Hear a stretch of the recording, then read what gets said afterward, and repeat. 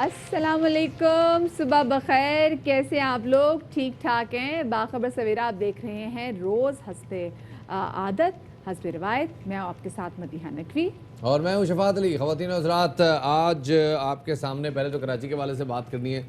कराची में जो अब एक नई कमेटी बनने जा रही है कराची के मसाइल के लिए, कोई बस सरबराह नहीं होगा कमेटी का, सब लोग ऑन बोर्ड होंगे, मिल बैठ के कराची के मसले हल करेंगे। अल्लाह करे इस दफ़ा अल्लाह करे ऐसा बिल्कुल हो जाए कि वफाकी हुकूमत और सूबाई हुकूमत एक साथ ऑन पेश अभी नज़र तो आ रही है, लेकिन साथ में शफात जो कल प्रेस क्लब के बाहर पाकिस्तान पीपल्स पार्टी ने बड़ा एहतजाज किया है, एक पावर शो भी करने की कोशिश की है, तो ज़रा इस पर भी बात करेंगे कि ये एग्जैक्टली क्या हो रहा है and Y only Karachi. Shafat, I think हमें तो लाहौर की बात भी करनी चाहिए, क्योंकि लाहौर में मौसम इतना कमाल का है, इतना ज़बरदस्त मौसम है, ठंडी हवाएं चल रही हैं, बारिश हो रही है। अच्छा, कल सारे लाहौरी सुबह बहुत कह रहे थे कि जी बहुत गर्मी है, बहुत गर्मी, बहुत गर्मी है, लेकिन एकदम से फिर जो बारिश हुई है, आहा हा, जी जनाब, मंजरनामा चेंज ये हो भी गया। बताते चले पिंडी इस्लामाबाद वालों को कि नाला लई के कैचमेंट एरिया में धुआंधार बारिश हो रही है, मूसलाधार बारिश हो रही है। चलो उस हवाले से भी अपडेट आपको देंगे, कहीं नाला लई चढ़ तो नहीं जाएगा। बहुत कुछ है जनाब आज के शो में। सबसे पहले कहाँ जाएंगे? टॉप स्टोरीज की ये जानिब। बात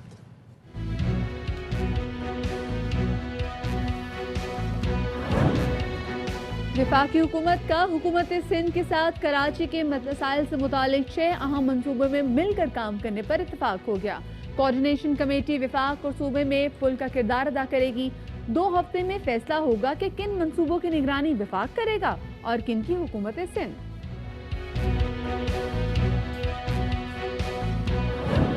सऊदी अरब ने फ़लस्तीन के साथ अमन मुआहदे तक इसराइल को तस्लीम करने से साफ इनकार कर दिया। फ़लस्तीनी सफारत खाने का वज़ीर आज़म इमरान खान के दो टोक मौक़िफ़ का भी खैर मकदम। कहा पाकिस्तानी भाई हैं जिन्होंने हर फोरम पे हिमायत की। जी, द टॉप स्टोरीज आपने जानी, और सबसे पहले हम बात करेंगे कराची के हवाले से, क्योंकि अब ऐसा लग रहा है क्योंकि वफाक और हुकूमत सिंध कराची के मसाइल के हवाले से एक पेज पर आ गए हैं, तो शायद कराची के बासियों की जो मुश्किलात है उसमें कमी होने जा रही है। सिंध और वफाक के दरमियान राब्ते के लिए अब एक कोऑर्डिनेशन कमेटी कायम कर दी गई है, जिसकी तस्दीक वफाकी और सिंध हुकूमतों की जानिब से कर दी गई है, और इस कमेटी में PTI, पीपल्स पार्टी और MQM को नुमाइंदगी दी गई है।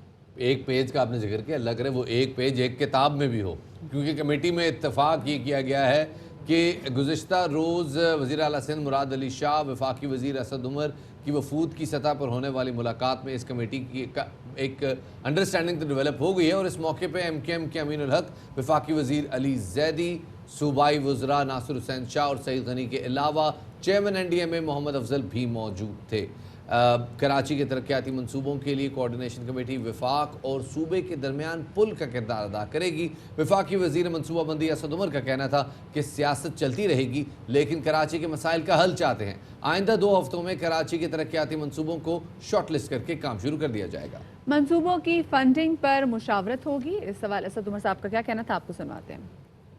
सिंध में सूबाई हुकूमत जो है उनके साथ सियासी इख्तलाफात है, लेकिन तरक्याती काम के अंदर सियासत कोई नहीं। कराची के बहुत बड़े बड़े मसाइल है, कराची पानी के लिए तरसा हुआ है, सीवेज ट्रीटमेंट है, गंदा पानी है। तीसरा सॉलिड वेज कचरा नालों की सफाई का काम है, इंक्रोचमेंट्स को हटाने का काम है, सड़कों का भी बहुत बुरा हालात है, ट्रांसपोर्ट का निजाम। कोशिश ये होगी साथ बैठ के बाहमी मुशावरत के साथ, हमआहंगी के साथ इनके ऊपर काम किया जाए। 6 रुकनी कमेटी भी बना दी गई है। 2 हफ्ते के अंदर शॉर्टलिस्ट करना कौन कौन से मंसूबे शामिल किए जाएंगे, किन मंसूबों की जो लीड है वो वफाकी हुकूमत के पास होगी, वो कौन से मंसूबे हैं जिनकी लीड सूबाई हुकूमत के पास होगी। हफ्ते के रोज कराची के अंदर हमारी मुलाकात होगी। इसका एहतसाबी अमल से कोई ताल्लुक नहीं। सवाल ही पैदा नहीं होता कि कोई कॉम्प्रोमाइज किया जाए। सियासत भी चलती रहेगी, जो एहतसाबी अमल कानून के मुताबिक है वो भी चलता रहेगा। एक तरफ राब्ता कमेटी पर इत्तफाक हुआ, साथ एक दूसरे पर गोलाबारी का सिलसिला भी रुक ना सका। सिंध असेंबली में अपोजिशन लीडर तहरीक इंसाफ के रहनुमा फिरदौस शमीम नकवी का कहना है कि सूबाई हुकूमत ने कारकर्दगी ना दिखाई तो सिंध में गवर्नर राज भी लग सकता है। सिंध को एक रखना है तो बाइख्तियार लोकल गवर्नमेंट लाना होगी। क्या कहना था उनका, आपको सुनवाते हैं। डिलीवर नहीं करेंगे तो 149(4) भी आएगा, फाइनेंशियल इमरजेंसी भी आएगी, गवर्नर रूल भी आएगा। अगर आपने मुस्तकिल बुनियाद के ऊपर इस मसले का हल चाहिए और सिंध को एक रखना है तो आपको एम्पावर्ड लोकल गवर्नमेंट लानी होगी। हमें ये बता दीजिए कि इस शहर के मसाइल आप किस तरह हल करेंगे मुस्तकिल बुनियाद पे और कब। इससे के 12 साल तो हम इंतजार करते हुए हो गए हमें। सारी पाकिस्तान दूसरी जानिब तर्जुमान सिंध हुकूमत मुर्तज़ा वहाब कहते हैं कि वफाकी हुकूमत को उन्होंने तनकीद करते हुए कहा कि 2 साला कारकर्दगी वादा खिलाफियों और यू टर्न से माला माल है। वज़ीर आज़म की मंजूर नज़र माफियाज को फ़ायदा पहुँचाया गया है, महंगाई ने गरीब का बुरा हाल कर दिया है। क्या कहा मुर्तज़ा वहाब ने, आपको सुनवाते हैं। वादा खिलाफी और यू टर्न से माला माल, अवाम का इस्तेहसाल, गरीब का बुरा हाल, ये है न्याजी सरकार की तबाही के 2 साल। इस हुकूमत की मंजूर नज़र हैं जो कि वज़ीर आज़म के आसपास बैठी हैं, उस माफिया का बड़ा फ़ायदा हुआ है। 29% आटे की कीमतों में मौजूदा फरिश्तों की हुकूमत में इजाफा हुआ है। 78% इन 2 सालों में चीनी की कीमतों में इजाफा हुआ है। 112% दालों की कीमतों में मौजूदा दौरे हुकूमत में इजाफा हुआ है। इन्फ्लेशन इस वक्त तकरीबन कोई 13-14% पे खड़ी है। ये है इनकी गुड गवर्नेंस, ये है इनकी कारकर्दगी, ये है इनकी तबाही। 10 खरब कर्जा लेने के बाद मेरे कराची को 162 अरब रुपए तरक्याती पैकेज की शक्ल में वफाकी हुकूमत की जानिब से नहीं मिले। फिर ये कहते हैं कि हम कराची के हुकूक की जंग लड़ेंगे। एक तरफ कराची के मसाइल के हल और तरक्की के लिए वफाक और सिंध के दरमियान एक राब्ता कमेटी बना दी गई है, जिसमें तहरीक इंसाफ और पीपल्स पार्टी के साथ MKM की नुमाइंदगी भी है। दूसरी जानिब गुज़श्ता रोज़ पीपल्स पार्टी की जानिब से कराची पर वफाक के मुबैना कब्ज़े के ख़िलाफ़ मुख्तलिफ शहरों में मुजाहरे भी किए गए। जी, कराची और इस्लामाबाद समेत कई शहरों में जाले सड़कों पर थे और मुबैना तौर पर कराची पर वफाक के कंट्रोल के खिलाफ एहतजाज किया गया। इस्लामाबाद के नेशनल प्रेस क्लब के बाहर पार्टी के अहम रहनुमा भी मुजाहरे में शरीक थे और पाकिस्तान पीपल्स पार्टी के रहनुमा डॉक्टर नफीसा शाह का ये कहना था कि वफाकी हुकूमत समेत किसी को भी सिंध की तकसीम का इख्तियार नहीं है। कराची के अलावा अंदरूनी सिंध भी मुख्तलिफ शहरों में जियालों ने एहतजाज किया। अब ये देखना है, क्योंकि एक तरफ तो कोऑर्डिनेशन कमेटी में हमने देखा कि किस तरीके से पाकिस्तान तहरीक इंसाफ, पाकिस्तान पीपल्स पार्टी और MKM के कुछ रहनुमा मौजूद हैं जो कि एक पुल का किरदार अदा करेंगे सूबाई हुकूमत और फेडरल गवर्नमेंट के दरमियान। और ये बात की गई है कि जी कराची के मसले के हवाले से बात होनी चाहिए, कराची के मसाइल के हवाले से बात होनी चाहिए। लेकिन कल जो हुआ, हमने देखा इस्लामाबाद प्रेस क्लब के बाहर भी और जो कराची में भी एहतजाज हुआ, तो उसमें समझ में नहीं आई कि एग्जैक्टली पीपल्स पार्टी किन ग्राउंड पे ये एहतजाज कर रही है। खैर जी, इसी वाले से मजीद बात करेंगे। हमारे साथ मौजूद हैं पाक से ज़मीन पार्टी के सरबराह और साबिक नाज़िम कराची मुस्तफ़ा कमाल साहब, उनको शामिल गुफ्तगू करेंगे। बहुत शुक्रिया मुस्तफ़ा साहब आपका कि आपने हमें वक्त किया। मुस्तफ़ा साहब, सबसे पहले तो आपसे जानना चाहेंगे, आप कितने होपफुल हैं कि कराची के मसाइल, जो कोऑर्डिनेशन कमेटी बनी है, इससे शायद लोगों के मसाइल किसी हद तक सॉल्व हो जाएं? नहीं, आज तक पाकिस्तान में जो कमेटियों का जो ट्रैक रिकॉर्ड रहा है, जो हिस्ट्री रही है, वो तो बहुत ही मायूसकुन है। और अभी भी मुझे नहीं पता है कि कमेटी कैसे करेगी, क्या करेगी। तो ये सब चीज़ें डिपेंड करती हैं कि नीयत क्या है, और अगर नीयत अच्छी हो तो कमेटी अल्लाह, मैं इसे चले खुश आइन कह लेता हूँ, अल्लाह करे कि काम करे। मैं अभी से इसमें कोई बदशगुनी वाली बात है नहीं करता कोई जो है वो। लेकिन चूंकि आपने कहा है कि माजी की बात जो है वो बहुत ही तल्ख है हमारे यहाँ हकीकतें, तो मुझे कोई ख़ास मुझे नज़र नहीं आता, दिखता नहीं है। देखिए, होना ये चाहिए कि भाई अब ये तय हो जानी चाहिए कि भाई ये कब दुनिया में कोई भी मुल्क जहाँ पर तरक्कियाँ हो रही हैं, वहाँ पर कोई आपस में कमिटीज़ थोड़ी बनाते हैं। वहाँ पर तो तमाम जो भी टीयर्स ऑफ द गवर्नमेंट्स हैं, जो भी लेयर्स हैं वहाँ पे, उनके और सब लोगों को उनकी जॉब्स डिफाइन होती हैं, सब लोग अपना काम करते हैं। सबको पता है कि भाई ये जो रोज़मर्रा के मसाइल हैं, ये जो बल्दियाती जो नुमाइंदे हैं, जो सिस्टम है सारा, 3rd tier of the government, वहाँ पर हमारे रोज़मर्रा के मसाइल, म्यूनसिपल सर्विसेज के इख्तियारात और वसाइल होने चाहिए। इसमें किसी कमेटी की ज़रूरत ही नहीं होनी चाहिए। तो मैं समझता हूँ कि चलें भाई, अभी ये कमेटी बन गई है, अल्लाह करे कि आपस में बैठ कर ये लॉन्ग टर्म को ये ऐसी बात करें कि जहाँ पर जिसका जो काम है उसको करने की बात करें, डेवोल्यूशन ऑफ पावर हो। वरना मैं बहुत ज़्यादा पुरुमीद नहीं हूँ कि इन कमेटियों से कुछ जो है वो अच्छा रिजल्ट निकलने वाला है। मुस्तफा भाई, अब कम से कम एक होप पैदा तो हुई है कि सारे लोग आपस में मिल के बैठे हैं, लेकिन जो مین مسئلہ ہے وہ ہے پوائنٹ سکورنگ کا. پوائنٹ سکورنگ کی وجہ سے اگر کوئی پی ٹی آئی اگر کوئی کام لے کے چلتی ہے, جیسے کے پی ٹی میں اس وقت علی زیدی صاحب بیٹھے ہیں, اگر وہ کوئی کام لے کے چلیں گے تو پیپلز پارٹی کی جانب سے اس کی تنقید آئے گی, اگر پیپلز پارٹی کوئی کام کرے گی تو پی ٹی آئی کی جانب سے تنقید آئے گی, اور اس میں چیزیں ڈیڈ لاک کا شکار ہو جاتی ہیں, ایک دوسرے کے خلاف اتنے ایگریسو سٹانس بنا لیے جاتے ہیں کہ بات آگے چل نہیں پاتی. آپ کو لگتا ہے کہ اس کمیٹی کے ساتھ بھی یہی ہونے جا رہا ہے, یا کوئی ہوپ ہے کہ معاملہ ایگزیکیوٹ ہو جائے گا کسی طرح سے؟ ایک تو مجھے یہ نہیں پتا کہ اس کمیٹی جو کمیٹی بنی ہے اس کی ایگزیکٹو پاورز کیا ہیں, یہ کیسے اپنی بات منوائیں گے, اور ان کی نیچر آف جاب کیا ہوگی, کہ یہ کیا پروجیکٹس آئیڈینٹیفائی کریں گے, اور آئیڈینٹیفائی کریں گے تو اس کی فنڈنگ کون کرے گا, فنڈنگ کرے گا تو پھر اس کی ایگزیکیوشن کون کرے گا, آیا کہ ڈسٹرکٹ گورنمنٹ کرے گی, اس لیے کمیٹی تو ایگزیکیوشن نہیں کر سکتی. دیکھیں سرکار کے کام کے ہونے کا ایک پورا پروسیجر ہے نا, کہ اگر آپ کو ایک روڈ بنانی ہے, کوئی آپ کو کوئی ڈرین بنانی ہے, کوئی آپ کو کوئی پارک بنانا ہے, تو اس کا پہلے آپ پی سی 1 بناتے ہیں. اگر ڈسٹرکٹ گورنمنٹ میں وہ کام ہوتا ہے, ڈسٹرکٹ گورنمنٹ اس کی پی سی 1 بناتی ہے. اگر پونچھل گورنمنٹ سے فنڈنگ چاہیے, آپ اس کو جو ہے وہ آگے بھیجتے ہیں, اس کی پھر پی ڈی ڈبلیو پی ہوتی ہے. اگر آپ کو فیڈرل گورنمنٹ سے فنڈنگ ہونی چاہیے تو پھر پی ڈی ڈبلیو پی کر کے آپ سی ڈی ڈبلیو پی کے لیے جو ہے وہ آپ اسلام آباد بھیجتے ہیں فیڈرل گورنمنٹ سے. پھر اسی طرح اسی چین سے پیسہ آتا ہے, اور پھر وہ پھر ایگزیکیوشن ہوتی ہے جہاں جس نے وہ پھر پی سی 1 بنایا ہوتا ہے. اب مجھے نہیں پتا کہ انہوں نے کیا اپنی ایس او پیز طے کی ہیں کہ بھائی اس میں پروجیکٹ کو آئیڈینٹیفائی کون کرے گا, آئے کہ لوکل گورنمنٹ کرے گی یا پونچل گورنمنٹ کرے گی یا فیڈرل گورنمنٹ کرے گی, اور پھر اس کی فنڈنگ کہاں سے ہوگی. تو لیٹس سی, بٹ یہ دیکھیے آگے واقعی فیوچر بتائے گا کہ ایگزیکٹلی تمام تر چیزیں یہ کام کیسے کریں گی. لیکن مصطفیٰ صاحب یہ بتائے گا کہ ایک طرف تو کوآرڈینیشن کمیٹی قائم کی گئی ہے, اور یہ بتایا جا رہا ہے کہ جی اب فائنلی کراچی کے مسائل کے لیے وفاق اور صوبہ ایک ہی پیج پر ہیں. دوسری جانب ہم دیکھتے ہیں کہ پاکستان پیپلز پارٹی وفاق کے خلاف جو ہے وہ احتجاج بھی کر رہی ہے کہ مرسو کراچی نہ ڈیسو. تو آپ کو نہیں لگتا کہ ایک طرف کوآرڈینیشن کمیٹی میں کچھ اور بات ہو رہی ہے, باہر نکل کے احتجاج کے تھرو کوئی اور میسج دیا جا رہا ہے, تو یہ ایک پیج پہ رہ سکیں گے زیادہ دیر؟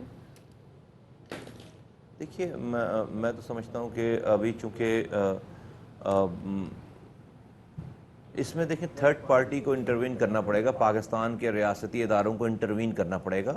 معذرت کے ساتھ میں بھی ایک جمہوریت پسند آدمی ہوں, میری ایک سیاسی جماعت ہے, لیکن پاکستان کی عدلیہ کو, پاکستان کی اسٹیبلشمنٹ کو, پاکستان کی میڈیا کو ان سیاست دانوں کے ان سو کالڈ جمہوری قوتوں کے ساتھ بیٹھنا پڑے گا, ورنہ یہ خود سے کام کرنے والے نہیں ہیں. میری بات پر بہت سارے لوگ چراغ پا ہوں گے کہ جی جمہوریت کو جو ہے وہ قدغن لگانے کی بات ہے, اور جمہوری طاقتوں کو جو ہے یہ کرنے کی بات ہے, لیکن مجھے پتہ ہے اس کے علاوہ اس کا حل ہی نہیں ہے. کراچی کو اور حل ہی نہیں. اگر انہوں نے کرنا ہوتا تو یہ کر چکے ہوتے پہلے سے. نہیں, یہاں پہ ایک اچھی بات بھی کرتے ہیں. کل ہمارے ساتھ خواجہ اظہار صاحب بیٹھے ہوئے تھے, اور ہم نے ان کے سامنے آپ کی بات رکھی کہ جی ایک میئر ایسا ہو جس کے سارے سامنے جتنے 19 کے 19 ادارے ہیں وہ سب اس کے تابع ہوں. تو انہوں نے اس بات کو انڈورس کیا, انہوں نے کہا جی بالکل یہی ہمارا بھی موقف ہے. تو چلیں ایک ہم یہ کہیں گے کہ ہمانگی پیدا ہو رہی ہے کسی نہ کسی حد تک نیریٹو میں. اب بات ہو رہی ہے ایک ایڈمنسٹریٹر لانے کی, ایک ایسا ایڈمنسٹریٹر جس کے سامنے سارے ادارے جو ہیں وہ اس کے تابع ہوں گے, اور وہ ایگزیکیوٹ کر سکے گا اپنی ایگزیکٹو اتھارٹیز کو. آپ کو لگتا ہے کہ وہ جو بیلنس آف پاور ہے کہ جی ایگزیکٹو اتھارٹی سندھ گورنمنٹ کے پاس رہنی چاہیے, وہ اس سے کہیں ڈیمیج تو نہیں ہوگی؟ دیکھیے آپ کو اگر آپ کو شہر چلانا ہے, اور ہمارے پرابلم کہ ہمیں اسٹریٹجک کچھ فیصلے کرنے پڑیں گے. وہ فیصلے یہ ہیں کہ صوبائی خود مختاری کے نام پر 18ویں ترمیم کے بعد جو وفاق سے اختیارات اور وسائل صوبوں کو ملے ہیں, اس سے صوبہ خود مختار نہیں ہوا, ایک وزیر اعلیٰ خود مختار ہو گیا. پاکستان میں اس وقت 4 صوبائی وزراء اعلیٰ جو ہیں وہ ڈکٹیٹر, سب سے بڑے ڈکٹیٹر بنے ہوئے ہیں. انہوں نے سارے اختیارات اور وسائل اپنے پاس پارک کر لیے ہیں. ریزن اس کی جو ہے وہ یہ ہے کہ بھئی ایک سو کالڈ ہمارے جمہوری لوگ آ کر وہ ڈکٹیٹر بن جاتے ہیں, اور اس وقت 4 صوبائی وزراء اعلیٰ پاکستان کے زبردست قسم کے ڈکٹیٹر کا رول پلے کر رہے ہیں. ان کو یہ اختیارات اور وسائل نیچے ڈسٹرکٹس کو, ٹاؤنز کو, یونین کاؤنسلز کو انہوں نے ٹرکل ڈاؤن کرنا ہے. ادروائز اس صحیح صوبائی خود مختاری کی بات جو ہے وہ نہیں ہو پائے گی. نمبر 1. نمبر 2 یہ کہ بھئی NFT ایوارڈ کے میں جو آپ کو پیسے ملتے ہیں, اس پیسے کو وزیر اعلیٰ اپنی ایما پر خرچ کرتا ہے کہ اس کی مرضی ہے کسی ڈسٹرکٹ کو دے, اس کی مرضی کسی ڈسٹرکٹ کو نہ دے. کل کو اگر وزیر اعظم بھی یہ کہے کہ اچھا بھئی NFC ایوارڈ بھی میری مرضی میں کسی صوبے کو دوں, میری مرضی کسی صوبے کو نہ دوں تو ان کو فوراً جو ہے وہ آگ لگ جائے گی, کہیں گے کہ نہیں جی یہ تو آئین میں آئین کی خلاف ورزی ہے اور قانون کی خلاف ورزی ہے اور جمہوریت کی خلاف ورزی ہے. تو اسی طرح سے آپ جب اپنے پاس صوبے پیسے رکھ کر اور ڈسٹرکٹ کو نہیں دیتے تو آپ پی ایف سی ایوارڈ نہیں دے رہے, یہ بھی آئین اور قانون کی خلاف ورزی ہے. تو جس طرح سے آپ کو این ایف سی ایوارڈ مل رہا ہے, یہ صوبائی وزراء اعلیٰ نیچے پی ایف سی ایوارڈ نہیں دے رہے, پروونشل فائنانس کمیشن کا اجرا نہیں کر رہے, جس کی وجہ سے آپ کو یہ پرابلم ہے. پھر یہ جو آپ نے پہلے بات کی کہ بھئی کراچی کہتے ہیں کہ الگ نہیں کریں گے, جب کراچی یہاں سے کوئی آواز لگاتا ہے کہ بھئی ہم سندھ کو ہم کراچی کو الگ کریں گے, تو فوراً ہمارے دوست جو ہیں وہ پیپلز پارٹی کے وہ بالکل آواز لگاتے ہیں کہ سندھ دھرتی ہماری ماں ہے اور ہم اس کو ٹکڑے نہیں ہونے دیں گے. بھئی ہماری بھی سندھ دھرتی ماں ہے, ہم بھی اس کے ٹکڑے نہیں ہونے دیں گے, ہم بھی نہیں چاہتے اس والے کام کو, آپ ٹھیک کہہ رہے ہیں. لیکن جب آپ اسی کراچی کو جو کہ سندھ دھرتی اگر ہماری ماں ہے تو اس ماں کا دل جو ہے کراچی ہے, اس کراچی کے دل کے کو آپ نے 6 ٹکڑے کر دیے, آپ نے 6 ڈسٹرکٹس بنا دیے. اس وقت آپ کو تکلیف نہیں ہوئی, آپ نے تقسیم کی بنیاد تو آپ نے ڈال دی ہے. اگر سندھ تقسیم نہیں ہو سکتا تو بھائی کراچی بھی تقسیم نہیں ہو سکتا, اور آپ فردر تقسیم کرنے جا رہے ہیں. تو پاک زمین پارٹی کا موقف ہے کہ کراچی کی تقسیم نامنظور. 18 ٹاؤنز تھے ڈیسینٹرلائز, آپ نے ان کو سینٹرلائز کر کے 6 ڈسٹرکٹ بنا دیے, اور جو ایک سینٹیٹی تھی شہر کے 1 ڈسٹرکٹ کی, آپ نے اس میں 6 شہر بنا دیے یہاں پر, اور آپ مزید اپنے شہر بنانے اور مزید ڈسٹرکٹ بنانے جا رہے ہیں. یہ ہم نہیں ہونے دیں گے. مصطفیٰ بھائی آپ کہہ رہے ہیں کہ جو پی ایس پی کا موقف یہ ہے کہ جی کراچی کی جو تقسیم ہے کہ جس طریقے سے کراچی کے وہ ڈفرینٹ ایریاز کو ڈیوائڈ کر دیا گیا, یہ آپ اس کو منظور نہیں کرتے. اچھا لیکن ذرا ہم دوبارہ سے آ جاتے ہیں اس کوارڈینیشن کمیٹی کے حوالے سے بات کرتے ہیں, جس میں 6 ایشوز ہیں, جس میں صاف پانی کی فراہمی آ جاتی ہے, جس میں کراچی میں صفائی کے معاملات ہو جاتے ہیں, جس میں کراچی میں نالوں کی صفائی کا کام بھی آ جاتا ہے, اور ساتھ میں انکروچمنٹ جو کہ ایک بہت بڑا مسئلہ ہے اس کی بات بھی آ جاتی ہے. تو آپ کو نہیں لگتا کہ ان تمام تر ایشوز پہ کہیں نہ کہیں ایسا نہ ہو کہ کنسنسس کی کمی کی وجہ سے معاملہ پھر کھٹائی میں پڑ جائے, کیونکہ انکروچمنٹ تو ایک ایسا ایشو ہے جس پہ بہت عرصے سے کام ہو رہا ہے, لیکن فائنلی اس کی وجہ سے سب چیزیں خراب بھی ہوتی ہیں اور اس کی وجہ سے سیاست بھی ہوتی ہے. بھائی اس طرح تو آپ اپنا گھر بھی نہیں چلا سکتے. گھر میں بھی ایک اتھارٹی ہوتی ہے, کسی کی ایک فائنل ریٹ ہوتی ہے. آپ کوئی ادارہ نہیں چلا سکتے, چھوٹی سی چھوٹی آرگنائزیشن نہیں چلا سکتے. یہ تو چونکہ میس ہو گیا ہے سارا, سپریم کورٹ نے آ کے یہاں پر بہت نوٹس لے لیا ہے, تمام میڈیا پہ چیزیں چل گئی ہیں, اس لیے اب یہ کہ بھائی ایک پورے شہریوں کو یہ ایک ہوپ دینے کے لیے, جھوٹی امید دینے کے لیے کہا جو بھائی ہم سب آپس میں مل گئے ہیں اور ہم جو ہے وہ کمیٹی بنا رہے ہیں, اس کے بعد چیزیں ٹھیک ہو جائیں گی. معذرت کے ساتھ جتنا اس سسٹم کو میں سمجھتا ہوں, جانتا ہوں, بھائی کمیٹی بنا کر اگر یہ فیصلہ کرے کہ ہاں بھائی کس کے پاس اختیار جانا چاہیے, کس کو ایگزیکیوشن, بھائی ادارے موجود ہیں, بلدیاتی ادارے موجود ہیں, پروونشل گورنمنٹ موجود ہے, فیڈرل گورنمنٹ موجود ہے, کام تو انہوں نے کرنا ہے.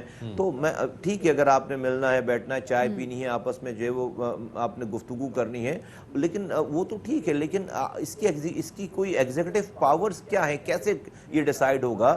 تو میں سمجھتا ہوں کہ چلے بھئی مان لیتے ہیں کہ بھئی آپ نے کمیٹی بنا لی, آپ پہلے آپس میں بات نہیں کرتے تھے, اب آپس میں بات کرنے کی ضرورت پڑائی, آپ نے ایک فیصلہ کر لیا کہ آپس میں بات کریں گے, گفتگو کریں گے. میرا یہ کہنا ہے کہ یہ مسئلے کا پرماننٹ حل نہیں ہے.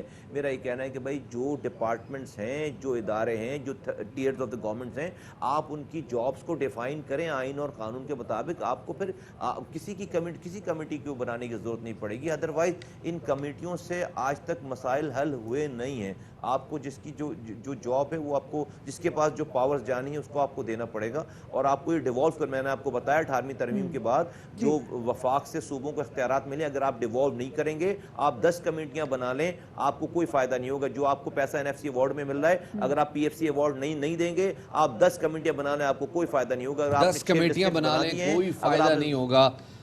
بہت بہت شکریہ جی. مصطفیٰ کمال صاحب ہمارے ساتھ موجود تھے, بتا رہے اگر اس معاملے کو اس طرح سے نہیں مینیج کیا جاتا جس میں جو اتھارٹی ہے وہ ضلعی گورنمنٹ کے پاس آئے, جو اتھارٹی ہے وہ بلدیاتی اداروں کے پاس آئے, جب تک یہ نہیں ہوتا بڑا مشکل ہے کراچی کے مسائل کو مینیج کرنا. تو کچھ بات, اور ساتھ میں جن 6 ایشوز پہ کوارڈینیشن کمیٹی قائم کی گئی ہے جو کہ ان 6 ایشوز پر کام کرے گی, اب یہ بھی دیکھنا ہے کہ ان 6 ایشوز پر ایسا نہ ہو کہ اختلافات پڑ جائیں. کیونکہ جیسے اگر صفائی کی بات ہے, اسپیسیفکلی انکروچمنٹ کی بات ہے, کیونکہ جس سے ہم نے دیکھا فہیم الزمان صدیقی صاحب ہمارے پاس آئے, تو جب بات ہو رہی ہوتی ہے وہ یہ ہوتی ہے کہ جو انکروچمنٹ ایک بہت بڑا مسئلہ ہے.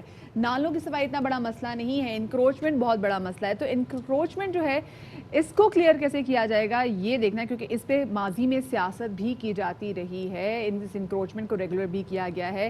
سب سوال یہ پیدا ہوتا ہے کہ کیا یہ تمام 6 کے 6 ایشوز جو ہیں وہ کوارڈینیشن کمیٹی کی کوارڈینیشن سے یہ مسئلے حل ہو جائیں گے یا نہیں. لیکن شفاعت دوسری جانب مجھے ایک بات تو بتائیں, یہ کل ہم نے دیکھا کہ پاکستان پیپلز پارٹی, کل مراد علی شاہ صاحب کی جو تصویریں میں آئی اسد عمر کے ساتھ میں, بڑا اچھا ماحول لگ رہا ہے کہ دوسری جانب ہم نے دیکھا کہ پاکستان پیپلز پارٹی احتجاج بھی کر رہی ہے. پیپلز پارٹی کا احتجاج ہے جناب, جو جیسے باتیں کی جا رہی ہیں گورنر راج کی, اور باتیں کی جا رہی ہیں کراچی کو فیڈرل ٹیریٹری ڈکلیئر کرنے کی باتیں, یہ ظاہر ہے ابھی یہ فردوس شمیم نقوی صاحب ان کے بھی بیان سامنے آ رہے ہیں, ہلکی پھلکی باتیں ہیں, لیکن بہرحال اس پہ پیپلز پارٹی کا احتجاج سامنے آ رہا ہے, اور بڑا نیریٹو کلیئر ہو رہا ہے کہ پیپلز پارٹی کراچی کی تقسیم کے حق میں نہیں ہے. اسی حوالے سے بات کرتے ہیں جناب پیپلز پارٹی کی رہنما شرمیلہ فاروقی صاحب ہمارے ساتھ موجود ہیں. بہت شکریہ شرمیلہ میں وقت دینے کے لیے. کراچی کے مسائل کے حوالے سے جو اب کمیٹی بنی ہے, اس کمیٹی پہ آپ کو کیا لگتا ہے, کراچی کے مسائل کے لیے وے فارورڈ ہے, یا پھر ایک اور پوائنٹ سکورنگ ہوگی, P T I Peoples Party پہ تنقید کرے گی, Peoples Party P T I پہ تنقید کرے گی, پھر ڈیڈ لاک پیدا ہو جائے گا اور مسائل وہیں کے وہیں رہیں گے؟ جی شکریہ.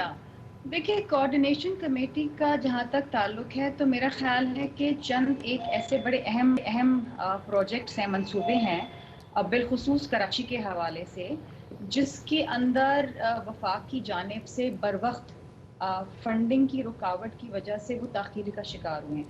میں 2-3 ایگزامپل دیتی ہوں. ایک تو گرین لائن پروجیکٹ ہے جو ہول اینڈ سول وفاق اس کو ایگزیکیوٹ کر رہی ہے کراچی کے اندر.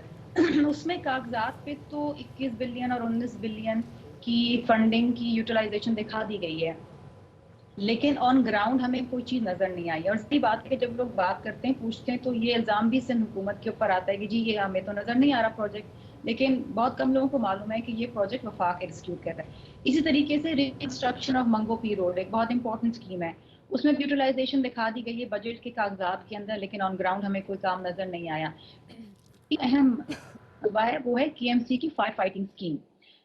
اس منصوبے کے اندر بھی یوٹیلائزیشن دکھا دی گئی ہے. اچھا اب مسئلہ کیا آتا ہے کہ کچھ زمین ہوتی ہے وفاق کے ڈومین میں, صوبے میں, کچھ ہوتی ہے کی ایم سی کے ڈومین میں, کچھ ہوتی ہے حکومت کے ڈومین میں. ان کی اپروولز این او سیز لیتے لیتے بہت باٹل نیکس آ جاتے ہیں. اس وجہ سے اہم منصوبے تاخیر کا شکار ہو جاتے ہیں. کراچی میں پانی کی بات ابھی میں سن رہی تھی, بات کر رہے تھے, K4 کا پروجیکٹ ہے, یہ بھی جانتے ہوں گے. 2018 میں جب عمران خان صاحب کراچی آئے اور گورنر اسماعیل سے انہوں نے ملاقات کی, تو انہوں نے کہا کہ جی وہ بڑی حکومت اس میں بند کر دو یہ منصوبہ, اور اس پہ انکوائری آرڈر کر دو. وہ انکوائری آرڈر ہوگی. آج 2 سال ہو گئے, ہم اگست 2020 کے اندر کھڑے ہوئے, اس انکوائری کا ہمیں پتہ نہیں کیا ہوا, کیا اس انکوائری کا حاصل وصول ہے, لیکن اس کا اینڈ ریزلٹ یہ ہوا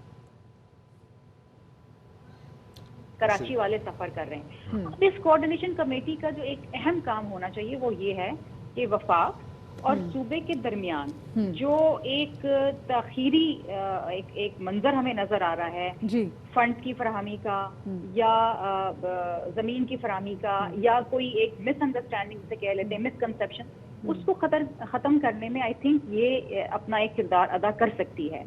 اسی طریقے سے میں آپ کو بتاؤں کہ اکثر حکومت سندھ سے پوچھتے ہیں کہ جناب آپ کیا ٹرانسپورٹ کے حوالے سے کر رہے ہیں.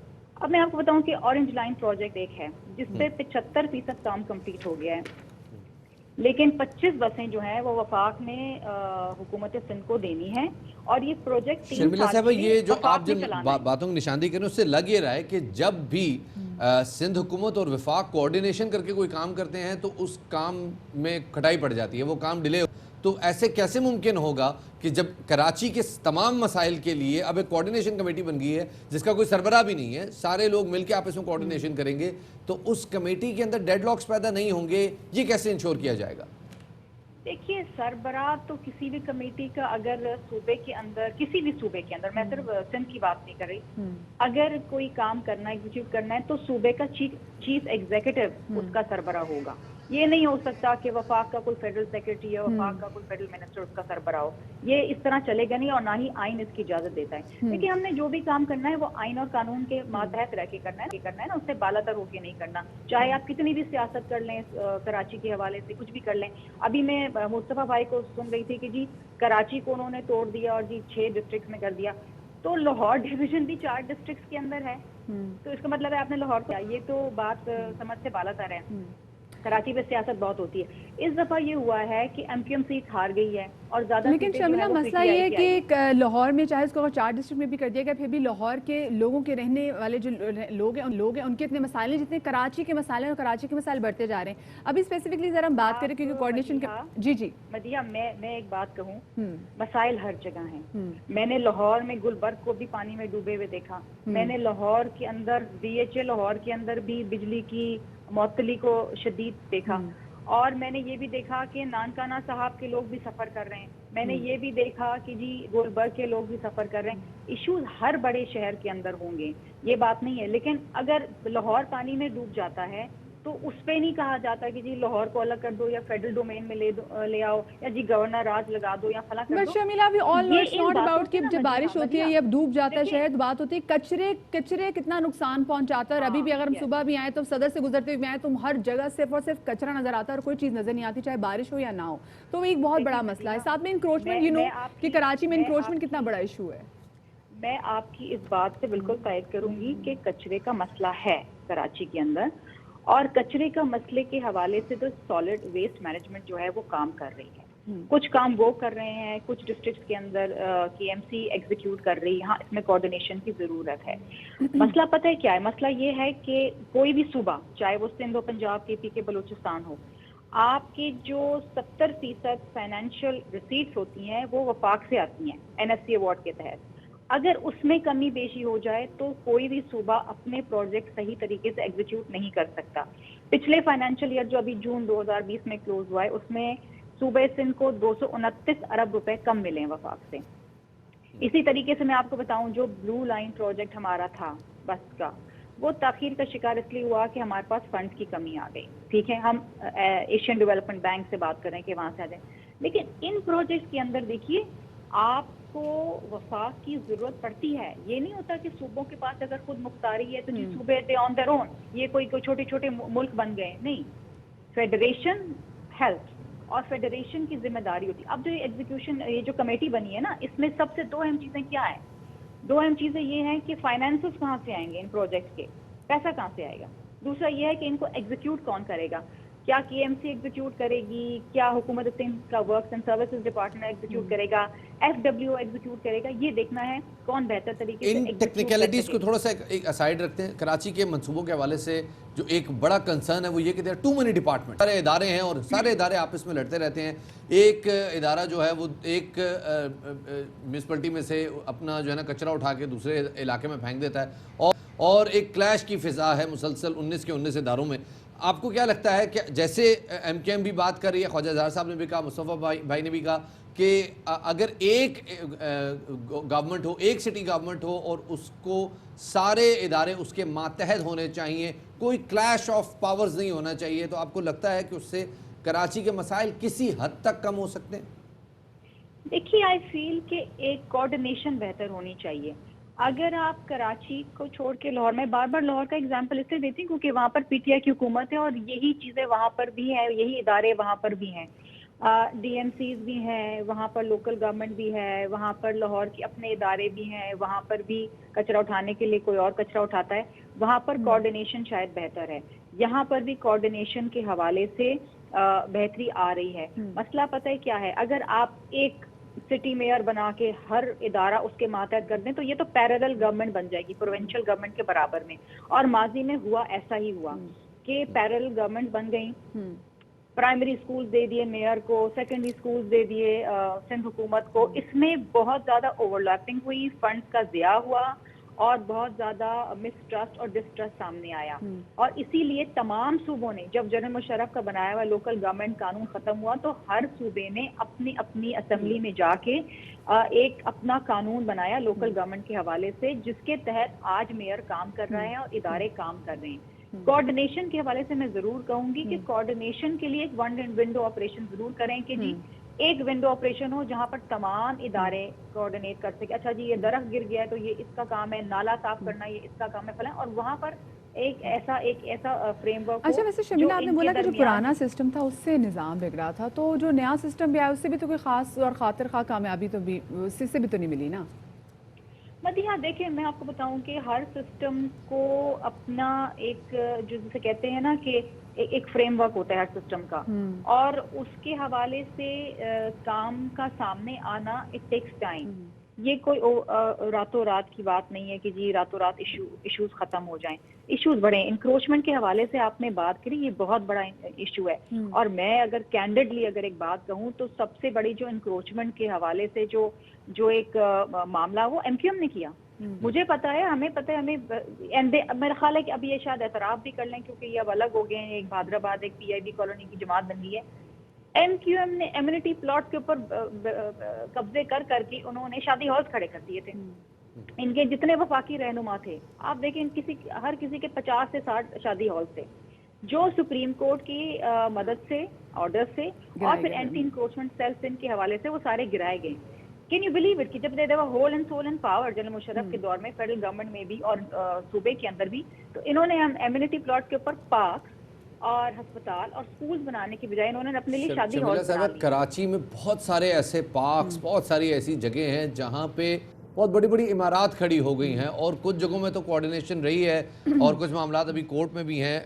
اس حوالے سے بھی ہم آپ سے بات کرتے رہیں گے، لیکن فی الحال اس کمیٹی کی حد تک جو ہماری گفتگو ہوئی ہے وہ مجھے لگتا ہے کافی فروٹفل رہی ہے اس حوالے سے کہ کم سے کم ایک لائے عمل کلیئر ہوا ہے کہ اگر کمیونٹی میں کوارڈینیشن ہوگی تبھی معاملات حل ہو سکیں گے، اور سنگل ہینڈڈلی کوئی ایک حکومت یا کوئی ایک ادارہ کراچی کے مسائل حل نہیں کر سکتا. بہت بہت شکریہ شرمیلا فاروقی صاحبہ ہمارے ساتھ موجود رہنے.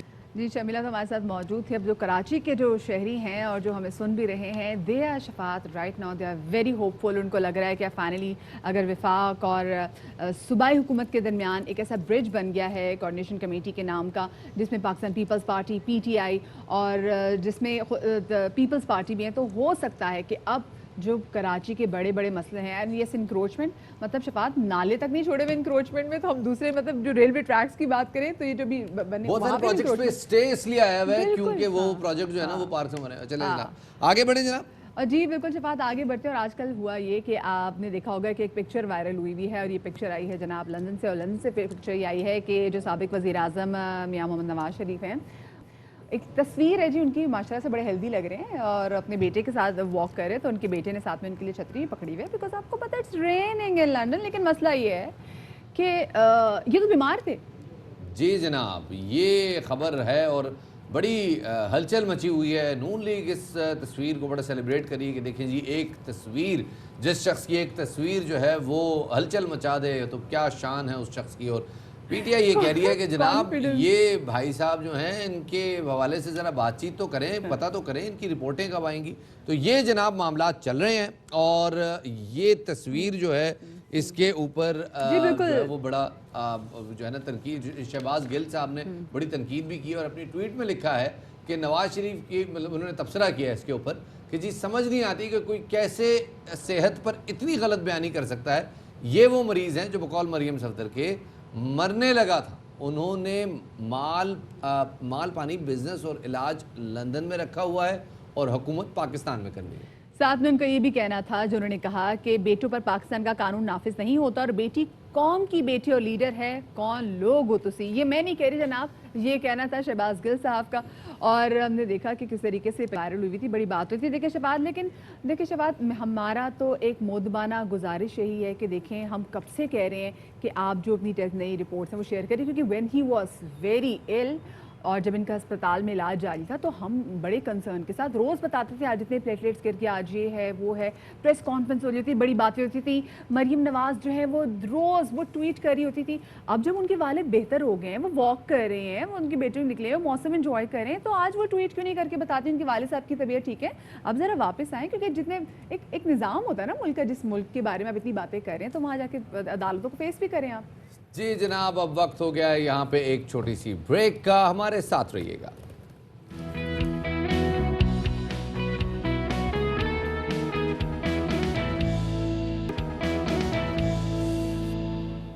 بریک کے بعد خوش آمدید کہتے ہیں آپ کو. باخر سویرا میں پشاور لیے چلتے ہیں آپ کو، جہاں کرونا وائرس کے پھیلاؤ کے خدشے کے پیش نظر مائکرو سمارٹ لاک ڈاؤن کا فیصلہ کیا گیا ہے، اور شہر کے 4 علاقے حساس قرار دیے گئے ہیں، جن میں حیات آباد فیز 3، حیات آباد فیز 2، اسد انور کالونی اور او پی ایف کالونی شامل ہیں. اور ان علاقوں میں صرف ضروری اشیاء خورنوش، میڈیکل سٹور، جنرل سٹور، تندور اور ایمرجنسی سروس کی دکانیں کھلی رہیں گی اور مساجد میں صرف 5 افراد کو باجماعت نماز پڑھنے کی اجازت ہوگی۔ دوسری جانب ملک بھر میں گزشتہ 24 گھنٹوں کے دوران اگر ہم دیکھیں کہ کرونا وائرس کے کیسز کی کتنی تعداد ہے تو تقریباً 613 نئے کیسز رپورٹ ہوئے ہیں اور گزشتہ 24 گھنٹے میں جو اموات ہوئی ہیں وہ 11 ریکارڈ ہوئی ہیں۔ مختلف شہروں میں کرونا ایکٹیو کیسز کی تعداد میں بھی مسلسل کمی ہو رہی ہے جو کہ اب 12,116 ہے، لیکن جو بھی خیبر پختونخوا میں جو صورتحال ہے، جو مائکرو سمارٹ لاک ڈاؤن جو کیا جا رہا ہے، اس حوالے سے مزید بات کریں گے۔ ہمارے ساتھ وزیر خیبر کے معاون خصوصی برائے اطلاعات کامران بنگر صاحب موجود ہیں، ان کو شامل گفتگو کریں گے۔ بہت شکریہ کامران صاحب آپ کا کہ آپ نے ہمیں وقت دیا۔ کامران صاحب یہ بتائیے گا کہ کیوں ضرورت پڑی اس مائکرو سمارٹ لاک ڈاؤن کی ایک دم سے؟ دیکھیں، جیسے آپ نے بات کی، الحمدللہ پچھلے 24 گھنٹے میں خیبر پختونخوا میں کوئی بھی موت ریکارڈ نہیں ہوئی کرونا کی وجہ سے۔ کیسز میں بھی کافی حد تک کمی آ رہی ہے۔ جو سمارٹ لاک ڈاؤن کا کانسیپٹ تھا اس میں ایک سرٹن علاقے کو جس میں بہت زیادہ اس کا ایریا آتا تھا اس کو لاک ڈاؤن کیا جاتا تھا۔ مائکرو سمارٹ لاک ڈاؤن میں یہ ہے کہ جو ہاٹ سپاٹ ڈکلیئر ہو جاتا ہے صرف اسی ایریا کو، یعنی بڑا لمیٹڈ ایریا کو کم کر کے اس ایریا کو جو ہے وہ لاک ڈاؤن کیا جاتا ہے، اور ادھر کی جو ضروری اشیاء گروسری کی ہے یا اس طرح کی جو آپ نے بات کی وہ بھی کھلی رہتی ہیں، ساتھ ہی ساتھ جو ہے اور بھی مطلب جو ہے وہ جو روزمرہ زندگی کے معمولات ہیں وہ جاری رہتے ہیں۔ صرف جو گھر یا اس کے ارد گرد چند گھر جن سے بڑا خطرہ ہوتا ہے اس کو لاک ڈاؤن کیا جاتا ہے، اور اس کا مقصد یہ ہے کہ وہ پہلے تو پورا شروع میں جو ہے وہ پورا لاک ڈاؤن ہوا، پھر اس کے بعد سمارٹ لاک ڈاؤن میں بڑا ایریا، اب جیسے آپ نے اسد انور کالونی کی بات کی، یہ میرے حلقے میں ہے۔ اس سے پہلے جو ایریا لاک ڈاؤن ہوتا تھا وہ پورا گلبہار نمبر 4 لاک ڈاؤن ہو جاتا تھا۔ اب گلبہار نمبر 4 کا بہت بڑا ایریا ہوتا تھا، ہمیں یہ ڈر تھا کہ کہیں یہ پورا علاقہ انفیکٹ نہ ہوا۔ اب اسد انور کالونی میں جب رپورٹس ہوئی ہیں، ہاٹ سپاٹس ہمیں ڈکلیئر ہوئی، تو ہم نے صرف اسد انور کالونی کو کیا، اور اسد انور کالونی کے ارد گرد جو گروسری شاپس ہیں یا جو روزمرہ زندگی کی ضروریات والی ہیں اور مساجد بھی کھلی رہیں۔ تو اس کا مقصد بنیادی طور پر یہ ہے کہ جو کیسز میں کمی آ رہی ہے، ہمارا جو لاک ڈاؤن کا نمبر ہے وہ بھی کم ہو رہا ہے۔ اب یہاں پہ میں آپ کو بتاؤں کہ خیبر کامران بھائی تھوڑا سا میں چاہوں گا کہ سر ہم اس کو مزید الیبوریٹ کر لیں۔ آپ نے اسد انور کالونی کا بتایا، اسد انور کالونی میں کئی گلیاں ہیں، حیات آباد فیز 2 فیز 3 کی بات ہوئی، وہاں کئی سیکٹرز ہیں، ہر سیکٹر کے اندر نیٹ ورک ہے اسٹریٹس کا جو کہ آپس میں کنیکٹڈ ہے، تو یہ کیسے تفریق ہوتی ہے کہ کون سی گلیاں بلاک کرنی ہے اور کون سی گلیاں چھوڑنی ہیں، اور کیا ابھی تک کوئی گلیوں کے اعداد و شمار بھی شیئر کیے گئے ہیں ہمارے ساتھ؟ دیکھیں، یہاں پہ تھوڑا سا وہ جو ہمارا سسٹم ہے جیو میپنگ اس کی ہوتی ہے، NCOC کا وہ جو پورا ڈیجیٹائز سسٹم ایک ڈیولپ ہوا ہے، اس کے تھرو ہمیں بتا دیا جاتا ہے کہ ان اسپیسیفک ایریاز میں، جو میں نے آپ کو جیسے بتایا اسد انور کالونی ہے، بڑا چھوٹا علاقہ ہے، ٹھیک ہے، کچھ ہی گھر ہیں اس پہ، تو اس پورے وہ اسد انور کالونی کو جو ہے وہ لاک ڈاؤن کیا گیا ہے۔ نمبرز تو یقیناً میں آپ کے ساتھ شیئر کر لوں گا، وہ اتنا نہیں ہے، یا حیات آباد فیز 3 ہے تو اس کے کچھ گلیوں کو جو ہے وہ لاک ڈاؤن کیا گیا ہے۔ اب یہاں پہ یہ بات کہنا ضروری ہے کہ پہلے جب فل لاک ڈاؤن ہوا اس کے بعد سمارٹ لاک ڈاؤن، تو سمارٹ لاک ڈاؤن میں ہم میکسیمم خیبر پختونخوا کی جو آبادی ہے وہ 3.5 کروڑ ہے، ہم میکسیمم سمارٹ لاک ڈاؤن میں 1% آبادی تک گئے، یعنی 3.5 لاکھ لوگوں تک ہم نے میکسیمم لاک ڈاؤن کیا۔ اب جو مائکرو سمارٹ لاک ڈاؤن ہے، اب اس کا نمبر جو ہے وہ فریکشن میں ہے، پوائنٹ سمتھنگ میں، یعنی وہ تو 1% تھا، اب یہ پوائنٹ سمتھنگ میں، تو اس کا مطلب یہ ہے کہ خیبر پختونخوا میں کیسز میں کافی حد تک کمی آ رہی ہے۔ صحیح، اچھا، لیکن کامران صاحب یہ جو مائکرو سمارٹ لاک ڈاؤن ہے یہ کتنے عرصے کے لیے یہاں پہ لگایا گیا ہے؟ از اٹ جسٹ فار 2 ویکس؟ یہ 2 ہفتے کے لیے ہے؟ اور ساتھ میں بھی بتائیے گا کیا اس کے بعد بھی آپ کا پلان ہے کہ جو دوسرے کچھ علاقے ہیں ان کو بھی مائکروسافٹ لاک ڈاؤن کے تحت بند کیا جائے؟ جی، یہ بالکل 2 ویکس کے لیے ہے، جو 14 دن کا کوارنٹائن پیریڈ ہوتا ہے یہ انہی کے لیے ہے، اور خدا نخواستہ اگر اور کیسز رپورٹ ہوتے ہیں جو کہ ہمیں زیادہ تر اسلام آباد سے جو ہمارا ڈیجیٹائز سسٹم ہے جو پورے پاک کو مانیٹر کر رہا ہے، جیو میپنگ کرتا ہے، جیو ٹیگنگ کرتا ہے، انہی سے ہمیں رپورٹ ہوتا ہے، تو اگر خدا نخواستہ اور بھی اس طرح کی رپورٹ ہوتی ہے تو ہم لازماً کریں گے۔ صحیح، بہت بہت شکریہ جی۔ کامران بنگر صاحب ہمارے ساتھ موجود تھے۔ پختونخوا میں مائکرو سمارٹ لاک ڈاؤن کی جو اسٹریٹجی ہے وہ اپنائی جا رہی ہے۔ وقت ہو گیا ایک چھوٹے سے بریک کا، ہمارے ساتھ رہیے گا۔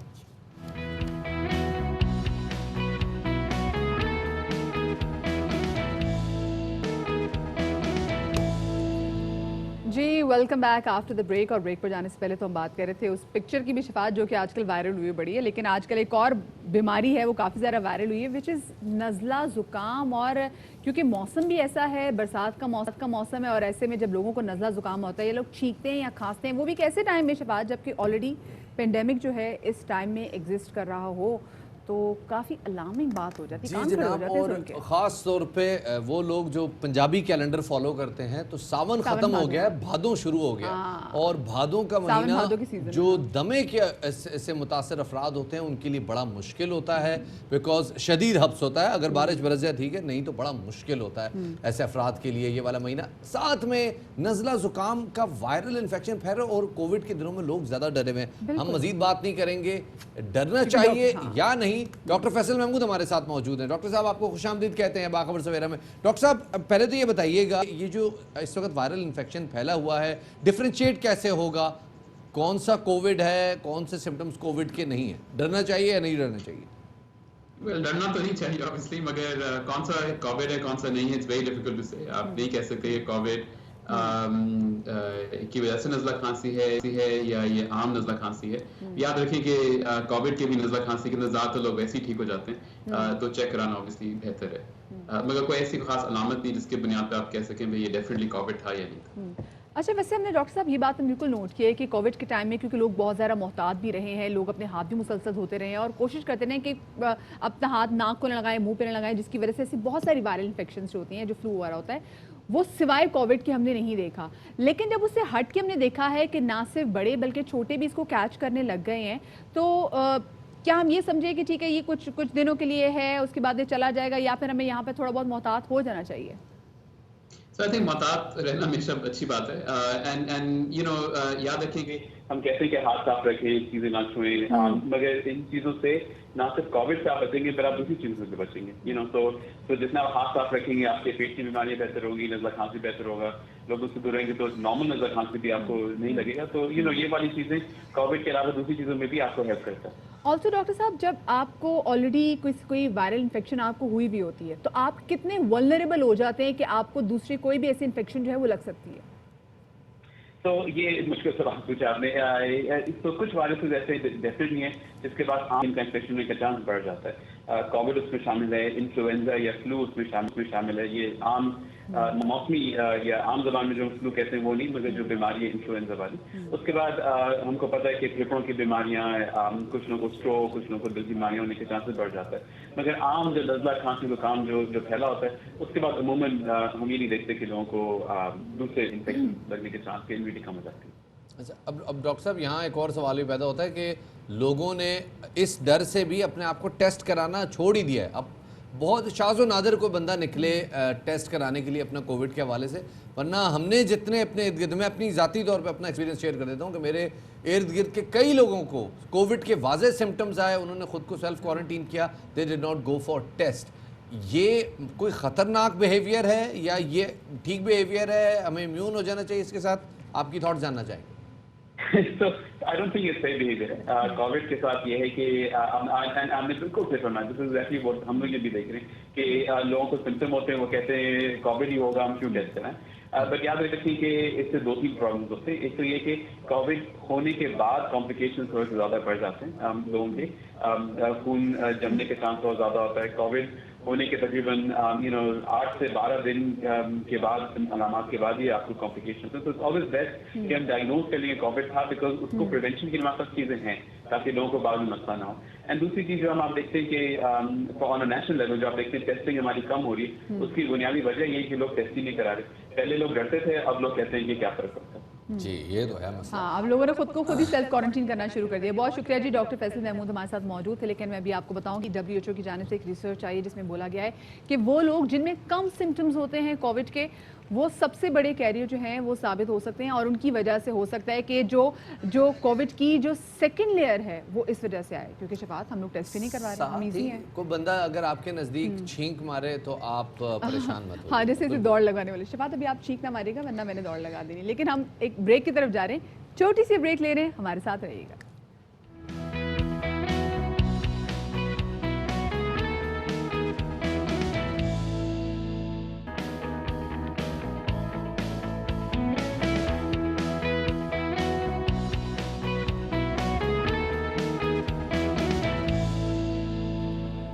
ब्रेक के बाद खुश आमदीद कहते हैं जनाब आपको बाखबर सवेरा में, और हरकतें आए हो कहते हैं हम आपको यहाँ पे।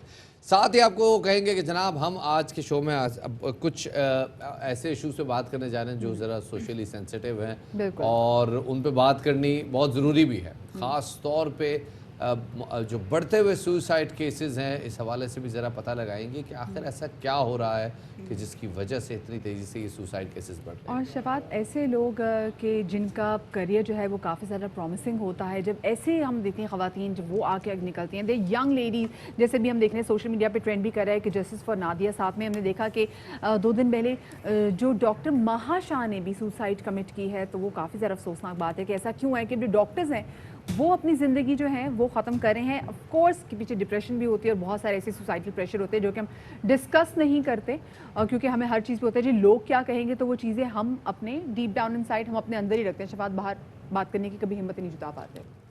तो जनाब सबसे पहले शेयर करते हैं आपके साथ टॉप स्टोरीज।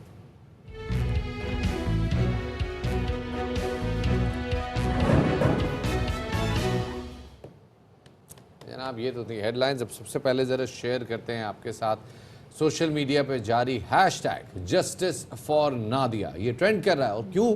क्योंकि 39 साल नादिया का ताल्लुक भावलपुर से था। आला तालीम के लिए वो कराची में मुकीम थी और नादिया जामिया कराची में वाक़ तहकीकी इदारे में डॉक्टर पंचवानी मरकज़ बराए molecular medicine and drug research की तालिबा थी। बिल्कुल शफात, वो PhD की स्टूडेंट थी और बार बार जो उनका थीसिस था वो रिजेक्ट किया जा रहा था और वो काफ़ी ज़्यादा मेंटली स्ट्रेस का भी शिकार थे। और इस तहकीक के सिलसिले में वो उन्होंने फ्रांस में भी तालीम हासिल की, लेकिन चंद रोज़ पहले उनकी अचानक खुदकुशी की खबर आई और फिर तस्वीरों में आया नादिया का हंसता मुस्कुराता चेहरा इस बात की यकीन नहीं दिलाता कि एक ऐसी खातून जो कि एक ऐसी खातून जिनका बड़ा प्रॉमिसिंग करियर हो और फ्यूचर हो, वो एकदम से अपनी जान ले ले। इस हवाले से हमने एक रिपोर्ट तैयार की, आपके साथ शेयर करते हैं। नादिया के साथ जो हुआ, जो उनकी स्टोरी थी, जो बैकग्राउंड था, वो तो अपने सुना, इट वॉज़ वेरी डिस्टर्बिंग। लेकिन दूसरी जानब ने ये भी देखा कि कराची के इलाके डिफेंस में एक डॉक्टर ने ख़ुद को गोली मारकर ख़ुदकुशी कर ली। इसकी वजह क्या थी अभी तक ये बात तो मालूम नहीं हो सकी, और पुलिस ये बता रहे हैं कि डॉक्टर महा शाह काफ़ी अरसे से घरेलू परेशानी का शिकार थी, और पुलिस साथ में भी कहती है कि ख़ुदकुशी से पहले महा की अपने घर वालों से तल्ख़ कलामी भी हुई थी।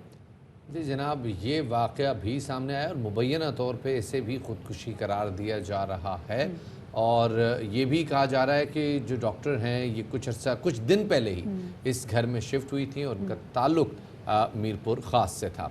डॉक्टर माहा ने मुबैना तौर पे 9mm पिस्टल से बाथरूम में गोली चलाई और पुलिस ने जो वो गन है वो तहवील में ले ली, और ये भी सामने आई है कि जो असले की मैगज़ीन है उसमें मज़ीद गोलियां मौजूद थी।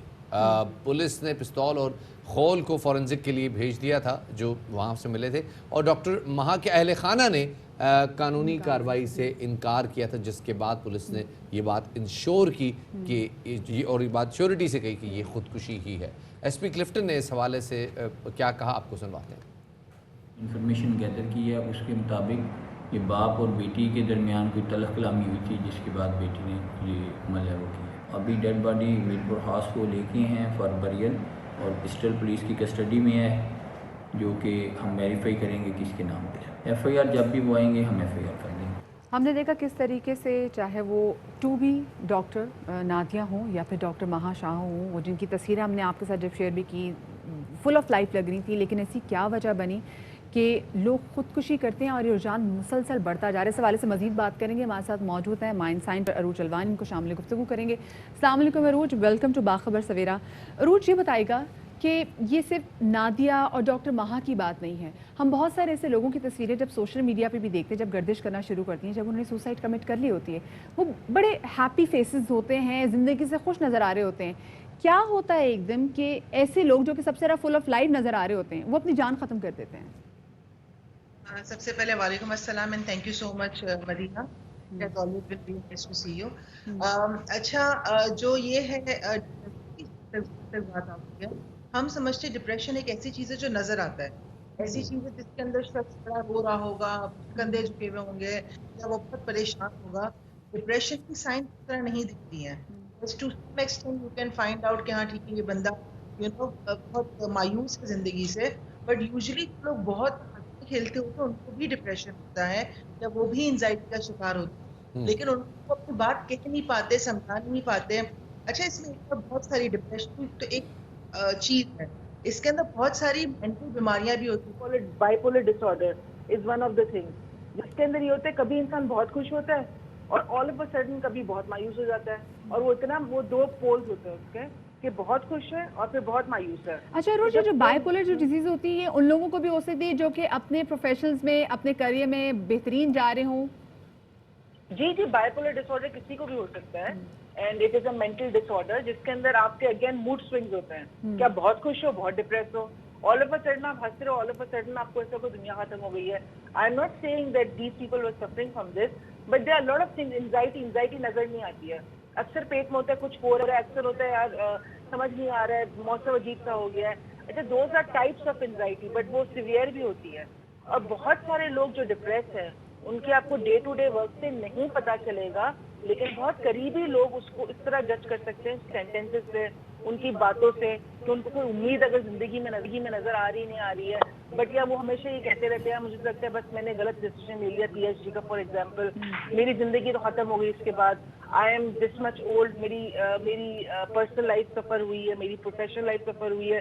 तो जब इस तरह की चीजें आप कॉन्वर्सेशन सुनते हैं, देन यू शुड नो कि इस शख्स को किसी ना किसी हेल्प की जरूरत है, कोई ना कोई उसको काउंसिल करे कि either the person should change their profession और कोई और गाइडेंस ले या किसी और से हेल्प ले। उरूज, ये जो आप बातें बता रही हैं, मैं सिर्फ इसको जज कर रहा हूँ कि मेरे इर्द गिर्द कितने लोग ऐसे हैं जो मुसलसल सर्वाइवल मोड पे हैं। वो उनके इखलाक बहुत अच्छे होते थे, लेकिन जब वो इस सर्वाइवल मोड में आए हैं, फाइनेंशियल क्रंच आया है, या करियर में अनसर्टेनिटी आई है, या डोमेस्टिक लाइफ में अनसर्टेनिटी है, या कोई पैच आ गया है, तो उनके इखलाक बुरे होते हैं, उनका एटीट्यूड अजीब हो जाता है। वो लोग इतने रख रखाव वाले नहीं रहते, उनको लगता है कि बात किसी भी टाइम किसी दूसरी तरफ जा सकती है। ऐसे में कैसे हम आइडेंटिफाई कर सकते हैं कि यार ये शख्स पोटेंशियली सुसाइड कर सकता है, ये शख्स नहीं कर सकता, इसको हेल्प की ज़रूरत है, इसको नहीं है? अच्छा देखिए, suicide is again a very extreme form of doing something. होता क्या है कि आप एक बच्चे वालिद है, वो इस वक्त स्ट्रगल कर रहा है क्योंकि उसको अपने बच्चों की स्कूल की फीस पे करनी है, उसको अपने घर के खर्चे पूरे करने हैं, लेकिन अगर उसके पास उसके बच्चों की होप है, सो मे बी वो सुसाइड की तरफ ना जाए, बट वो डिप्रेशन का कोई ना कोई उसके जिंदगी में डिप्रेशन कहीं ना कहीं किसी ना किसी सूरत में आ जाए। सो प्रोबेबली सुसाइड पे वो लोग जाते हैं जहाँ पर उनको लगता है अब कोई उम्मीद नहीं बची, उनके पास आसपास कोई। लेकिन अरुण, ये लोग सिग्नल्स देने लग जाते हैं, इनकी बातों से पता चलने लग जाता है कि इन्होंने अपनी जिंदगी में जो होप थी वो उनकी खत्म होती जा रही है। तो कितनी रिस्पॉन्सिबिलिटी बनती है और कितना जरूरी है ऐसे लोगों को चेक करना। जैसे घर में अगर आपका कोई बहन भाई सिबलिंग या आपकी औलाद में से आप एकदम देखिए कि बच्चा आपका बिल्कुल खामोश हो गया है, तो वो कितनी अलार्मिंग सिचुएशन होती है बहन भाइयों के लिए, सिबलिंग्स के लिए और फ्रेंड्स के लिए।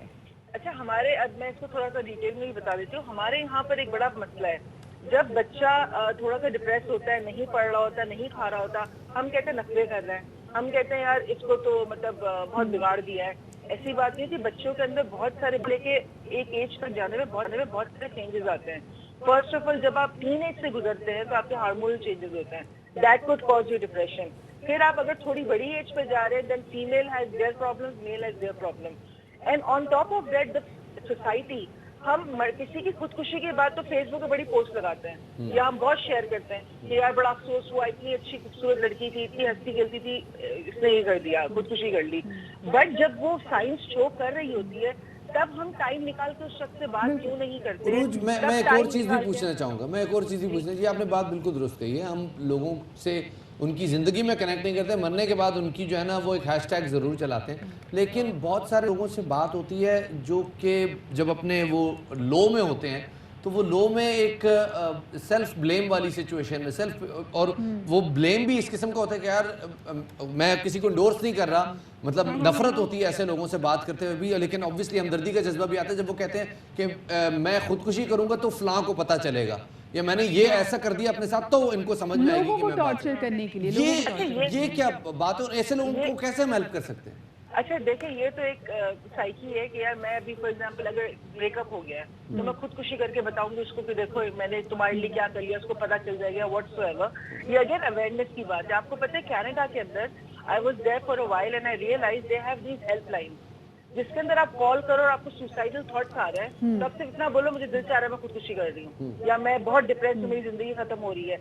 हमें इस तरह की हेल्पलाइन देखें. फर्स्ट ऑफ ऑल फैमिली जितना कर सकती है उतना ही करेगी, लेकिन प्रॉब्लम में रहते हुए. अच्छा, और कुछ चीज़ों में अरूज, मैं आपकी इसी बात को आगे कैरी करके एक सवाल पूछना चाहती हूँ. दूसरा मसला ये भी है कि हमारे यहाँ अगर हमें कोई भी किसी किस्म का मसला हो, चाहे हम पढ़ाई को लेके प्रेशर में हो, हमारी मोहब्बत नाकाम हो जाए, शादी नाकाम हो जाए, या फिर जो हम करियर जो अचीव करना चाह रहे हो वहाँ पे हम देखें कि मुसलसल फेलियर जो है वो हम फेस कर रहे हो, या कोई भी माँ बाप की ऐसी बात है, किसी भी आसपास के लोगों की ऐसी बात को हिट कर जाए जो हमारे दिल पे लगती है, तो हमें होता है कि बस अब हमने चीज़ें ख़त्म करनी है.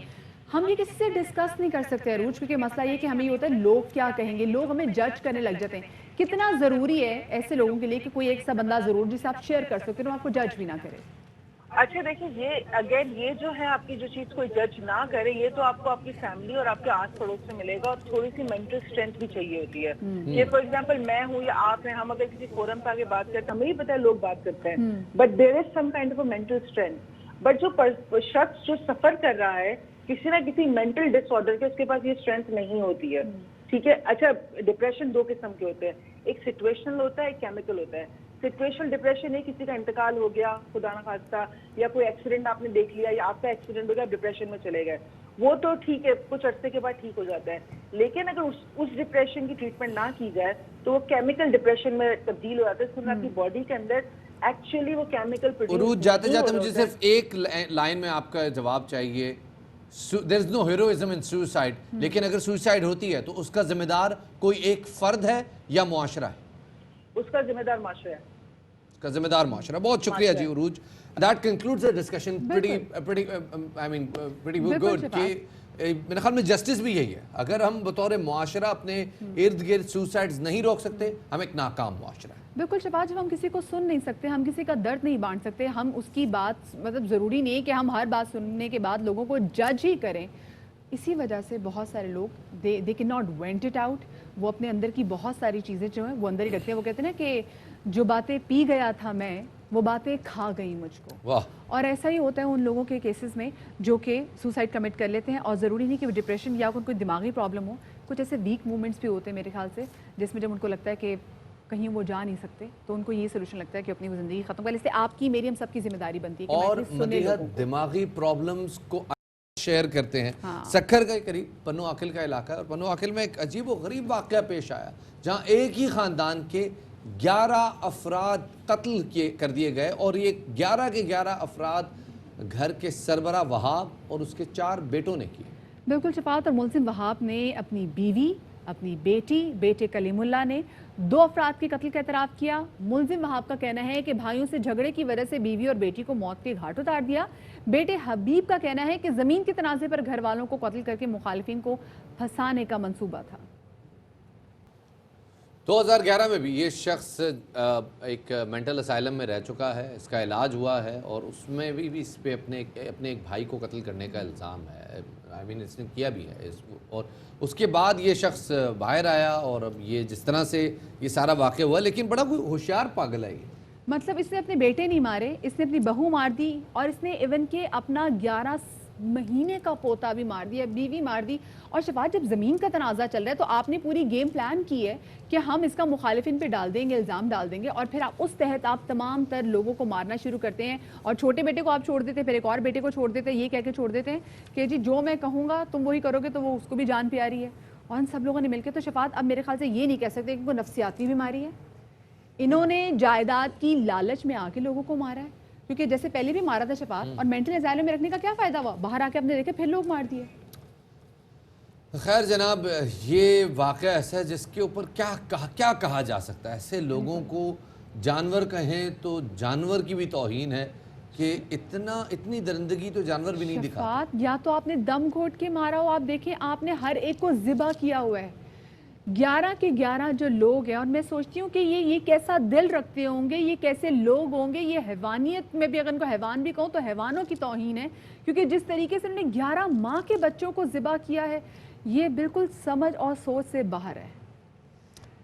आज यहाँ पे एक और ख़बर करते चलते हैं जनाब के वज़ीर ख़ारजा जनाब शाह महमूद कुरैशी आज 2 रोज़ा दौरे पर चीन रवाना हो रहे हैं, जहाँ उनकी اعلیٰ چینی قیادت سے ملاقاتیں ہوں گی۔ آپ کو ایک بار پھر بتاتے چلیں کہ وفاقی وزیر خارجہ جناب شاہ محمود قریشی دورہ بیجنگ پہ روانہ ہو رہے ہیں اور وہاں ان کی ملاقات اعلیٰ چینی قیادت سے ہوگی، اور اس دوران سیکیورٹی تعاون پہ تبادلہ خیال کیا جائے گا۔ سی پیک، لداخ اور خطے کی سیکیورٹی صورتحال پر بھی بات چیت ہوگی۔ ہمارے نمائندے ذوالقرنین ہمارے ساتھ موجود ہیں۔ جی ذوالقرنین، بتائیے گا کیا تفصیلات ہیں؟ جی بالکل، وزیر خارجہ شاہ محمود قریشی 2 روزہ دورے پر آج چین روانہ ہوں گے۔ وزیر خارجہ اعلیٰ چینی قیادت سے ملاقاتیں بھی کریں گے اور ملاقاتوں کے دوران سیکیورٹی کے تعاون پر بھی تبادلہ خیال ہوگا۔ اس کے علاوہ سی پیک، لداخ اور خطے کی جو مجموعی صورتحال ہے اس کے حوالے سے بھی بات چیت کی جائے گی۔ یہ بھی بتایا گیا ہے کہ وزیر خارجہ چینی صدر شی جن پنگ کے متوقع دورہ پاکستان پر بھی گفتگو کریں گے، اور سیکرٹری خارجہ سہیل محمود بھی ان کے ساتھ بیجنگ جا رہے ہیں، جہاں پر وہ وفود کی سطح پر بھی مذاکرات کریں گے۔ جی صحیح، بہت شکریہ ذوالقرنین حیدر آپ کا تفصیلات سے آگاہ کرنے کے لیے۔ اب ذرا ہم آپ کو تھوڑا بہت موڈ چینج کرتے ہیں۔ سیاسی اگر موسم دیکھا جائے تو اس کا درجہ حرارت تو دن بدن بڑھتا جا رہا ہے، لیکن اگر ویسے موسم کی بات کریں اور خصوصی طور پہ لاہور کی بات کریں اور پنجاب کے بیشتر شہروں کی بات کریں تو وہاں پر درجہ حرارت جو ہے وہ کم ہوتا جا رہا ہے۔ ریزن یہ ہے کیونکہ لاہور میں ہو رہی ہے بارش، اور کل پرسوں جو لاہور کے لوگ بڑی شکایت کر رہے تھے کہ بڑی ہبس ہے، بہت گرمی ہے، بارش نہیں ہو رہی، تو ایک دم بارش نے وہاں کا سارا سین ہی چینج کر دیا اور لاہوریوں نے کل بڑی بارش بھی انجوائے کیا۔ اب یہ بھی پتہ کرنا ہے کہ یہ بارش صرف آج کی ہیں یا کل کی، ایک ہفتے کے ساتھ میں آپ کو یہ بتائیں، مطلب وہ علاقے جو کہ نشیبی علاقے نہیں بھی تھے وہ بھی اس بارش کی وجہ سے زیر آب آئے ہیں۔ ہم نے دیکھا کہ کل وادر روڈ میں، اور اس کے علاوہ کل نے ڈیفینس میں بھی دیکھا، اور شہر کے مختلف علاقوں میں گارن ٹاؤن میں جو ہے وہ پانی کھڑا رہا، جس کی وجہ سے اب لوگ کافی پریشان ہو گئے کہ بھائی ہم تو بارش انجوائے کرنے کے لیے نکلے تھے لیکن سامنے تو جو نہر ہے وہ ہمارے گھروں تک پہنچ گئی ہے۔ سو کیا ہوگا لاہور میں، کیونکہ وقفے وقفے سے ابھی بھی بارش کا سلسلہ تو جاری ہے، ساتھ میں ٹھنڈی ہوائیں بھی چل رہی ہیں، تو گرمی کا زور ٹوٹا ہے، لیکن یہ کب تک سلسلہ چلے گا یہ میں آپ کو نہیں بتا سکتی، کیونکہ آپ کو پتہ ہے یہ تو ہمیں بتائیں گے ہمارے موسمیاتی بابا جو شفاعت۔ السلام علیکم۔ موسمیاتی بابا کیا ہوتا ہے؟ موسمیاتی بابا ہوتے ہیں جو مطلب حال کیا، بتاتے میں نے ہیں یہاں موسم مٹکا کا۔ رکھا ہوا ہے، اس میں سے دھواں نکل رہا ہے، ادھر میں نے ہاتھ میں اب تو شفاعت اب تو 1.5 سال ہو گیا ہے، اب تو موسمیاتی بابا ہو گئے بس۔ ہاں چلیں ٹھیک ہے جناب، موسمیاتی بابا آپ کے سامنے حاضر خدمت ہے۔ یہ جناب محکمہ موسمیات کی جانب سے جاری کیا گیا میپ ہے جس میں پورے ناردرن پنجاب میں اس وقت ہوا کا کم دباؤ موجود ہے۔ اس کو کم دباؤ تو نہیں کہنا چاہیے، اٹس اے شدید ڈپریشن، اور اس کی وجہ سے اس وقت پورے پنجاب میں طوفانی بارشیں ہو رہی ہیں۔ اگر ہم بات کریں اوکاڑا سے لے کے لاہور تک، گجرانوالہ سے لے کے اسلام آباد تک، اور خاص طور پہ نالا لئی کا کیچمنٹ ایریا یعنی کہ مارگلا ہلز کا وہ ایریا جو کہ جہاں بارشیں ہوتی ہیں تو نالا لئی کی سطح بلند ہوتی ہے، اس میں اس وقت شدید بارشیں ہو رہی ہیں۔ لال گولا کیا، یہ لال گولا مجھے جناب میں آپ کو صرف اتنا سمجھا دوں کہ یہ جو سکیل لگا ہوا ہے، اس سکیل میں مختلف کلر کوڈنگ ہے، لیکن جو یہ یلو والی کوڈنگ ہے یہ بتا رہی ہے کہ جناب 1 گھنٹے میں 15 mm بارش ہو سکتی ہے، لیکن جو یہ ریڈ اور پرپل کوڈنگ ہے یہ بتا رہی ہے کہ 1 گھنٹے میں 45 سے 55 ملی لیٹر بارش ہو سکتی ہے۔ دس از انکریڈیبل، اس کو ہم آسان زبان میں کلاؤڈ برسٹ بھی کہہ سکتے ہیں، جو کہ اس وقت ہمیں نظر آ رہا ہے شمالی پنجاب میں۔ صورتحال اگلے 2 دن تک تو ایسی ہے، یعنی آج کا دن اور کل کے دن تو ایسی ہے، لیکن بھارتی ریاست ہماچل پردیش میں ایک اور سسٹم ڈیولپ ہو رہا ہے جو کہ کشمیر میں داخل ہونے والا ہے، ساتھ ہی بھارتی ریاست گجرات میں ایک سسٹم سندھ کے ساحلی علاقوں کی طرف داخل ہو رہا ہے جو کہ کراچی پہنچے گا ویکینڈ پہ۔ جناب ویکینڈ پہ وہ سسٹم کراچی کے نزدیک تو پہنچ جائے گا، لیکن اب ڈیپینڈ کرتا ہے سمندری ہواؤں پہ۔ اگر سمندری ہوائیں رک گئیں تو وہ سسٹم کراچی کے اوپر آ جائے گا، اگر سمندری ہوائیں جاری رہیں تو وہ تھوڑا سا کرنے کا اطراع ایک مجھے بات شفاعت اور بتائیں، آج کل ہم دیکھ رہے ہیں کہ جو کلاؤڈ ہے بڑے کنفیوزڈ ہیں، مطلب دھوپ بھی بہت زیادہ ہے، پھوار بھی پڑ رہی ہے، کل جب آفس سے گھر جا رہے تھے تب بھی ایک دم سے بارش جو ہے وہ کہیں نہ کہیں کسی علاقوں میں ہو رہی تھی، تو یہ کیا سین ہو رہا ہے؟ اور دھوپ بھی ہوتی، بارش بھی ہو رہی ہوتی ہے۔ جی جناب، جو بحیرہ عرب سے آنے والی ہوائیں ہیں وہ کراچی آ رہی ہیں اور بڑی تیزی سے آ رہی ہیں، ساتھ ہی اپنے ساتھ وہ بڑے جو ہے نا نمی سے بھرے بادل بھی لا رہی ہیں، تو بارش کا امکان پیدا بھی ہوتا ہے اور نہیں بھی، لیکن ساتھ ہی جو خلیج بنگال سے آنے والا سسٹم ہے وہ بھارت میں کافی ایکٹیو ہے اور وہ بھی بڑھ رہا ہے سندھ کی طرف، لیکن چونکہ ہواؤں کا رخ پنجاب کی طرف ہے تو لہٰذا وہ سسٹم جو ہے پنجاب میں اسٹرینتھ پکڑ رہا ہے اور یہ معاملہ رہے گا 2 دن تک مزید۔ تو اربن فلڈنگ کا خدشہ ہے، پورے پنجاب میں بارشیں ہو سکتی ہیں، اور خاص طور پہ کچے مکانات اور پرانی عمارتوں سے دور رہیں۔ बिल्कुल शफात, कच्चे मकानात पुरानी इमारतों से दूर रहें क्योंकि प्रॉब्लम हो रही है। कल भी हमने देखा कि लाहौर के इलाके हरबंसपुरा में एक इमारत भी गिर गई थी। लेकिन अभी हम आपको बताएं क्योंकि इस बारिश की वजह से लाहौर के बहुत सारे जो नशेबी इलाके हैं वो ज़ेर आब आ गए हैं, तो इसीलिए वज़ीर आला पंजाब उस्मान बुज़दार ने नशेबी इलाकों से बरसाती पानी की जल्द निकासी की हिदायत करते हुए कहा है कि वासा हुकाम और इंतज़ामिया निकासी के लिए तमाम वसाइल बरोकार लाएं और पानी की जल्द निकासी में कोताही बर्दाश्त बिल्कुल भी नहीं की जाएगी। साथ में उनका ये भी कहना था कि शहरियों को मुश्किलात का सामना बिल्कुल नहीं होना चाहिए। जी जनाब, वज़ीर आला ने ट्रैफिक रवा दवा रखने के लिए भी खुसूसी इंतजामात की हिदायत की है। आपको बताते चलें कि वज़ीर आला पंजाब ने पंजाब में होने वाली बारिशों और ख़ासतौर पर लाहौर में ट्रैफिक रवा दवा रखने के लिए खुसूसी इंतजामात की हिदायत की है। आज पाक फ़ज़ाइया के शहीद और निशान हैदर पाने वाले यंगेस्ट सोल्जर जनाब पायलट ऑफिसर राशिद मिन्हास का 49वां यौम शहादत मनाया जा रहा है। और वो शहादत का रुतबा हासिल करने वाले पाक फ़ज़ाइया के पहले ऑफिसर थे। हमने एक रिपोर्ट तैयार की, उनकी याद में आपके साथ शेयर करते हैं। यहाँ पर हम लेंगे एक छोटी सी ब्रेक, हमारे साथ रहिएगा।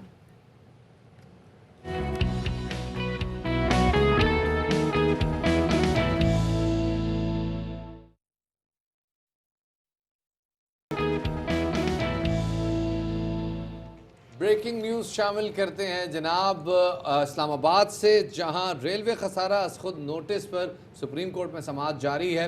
दिलचस्प रिमार्क सामने आए हैं जहां अदालत ने रेलवे की रीस्ट्रक्चरिंग के लिए 4 हफ्ते की मोहलत दी है। अदालत ने मोहलत प्लानिंग कमीशन की दरख्वास्त पर दी। रेलवे पर सिंध हुकूमत और रेलवे से पेशरफ्त रिपोर्ट तलब कर ली गई है। आपको ये भी बताते चलें कि चीफ जस्टिस सुप्रीम कोर्ट ने इस्तफसार किया कि उन्होंने रिमार्क्स दिए कि कराची हैदराबाद पुल किसी भी वक्त गिर सकता है। कोटरी में अंग्रेज़ का बनाया हुआ पुल आज भी दुरुस्त हालत में है। दरियाए सिंध पर कोई ऐसा पुल नहीं जिस पर कौम फ़ख्र कर सके। अयूब खान के दौर में बना ब्रिज वाहिद खूबसूरत पुल है। अयूब ब्रिज के बाद मुल्क में जितने पुल बने सब गंदे बनाए। अदालत ने यह भी रिमार्क्स दिए कि ML1 के लिए अच्छे ब्रिज बनाए जाएं। दरियाए सिंध मुल्क की मईशत चलाता है, इसको इज्जत दें। ML1 में स्टेट ऑफ द आर्ट पुल बनाए जाएंगे, कहना था सेक्रेटरी रेलवे का। और साथ उन्होंने ये भी कहा कि ML1 पैकेज 3 साल में मुकम्मल होगा। चीफ जस्टिस ने कहा कि 3 साल बहुत हैं, चीन वाले तो महीनों में रेलवे लाइन बिछा देते हैं। फंड्स मौजूद हैं तो मंसूबा मुकम्मल होने में वक्त नहीं लगना चाहिए। और 1800 किलोमीटर का ट्रैक बिछाना चीन के लिए कोई मुश्किल नहीं, कहना था chief justice supreme court of Pakistan का। और अब हम बात करेंगे फैसलाबाद की। फैसलाबाद के एलाइड अस्पताल में रवां साल एक और नौमौलूद को अगवा कर लिया गया। 2 रोज़ गुजर गए, बच्ची को अब तक बाजियाब नहीं कराया जा सका। और इस अगवा की इतला पर बच्ची के दादा को सदमे से ही दिल का दौरा पड़ा और वो इसी वक्त वफात पा गए।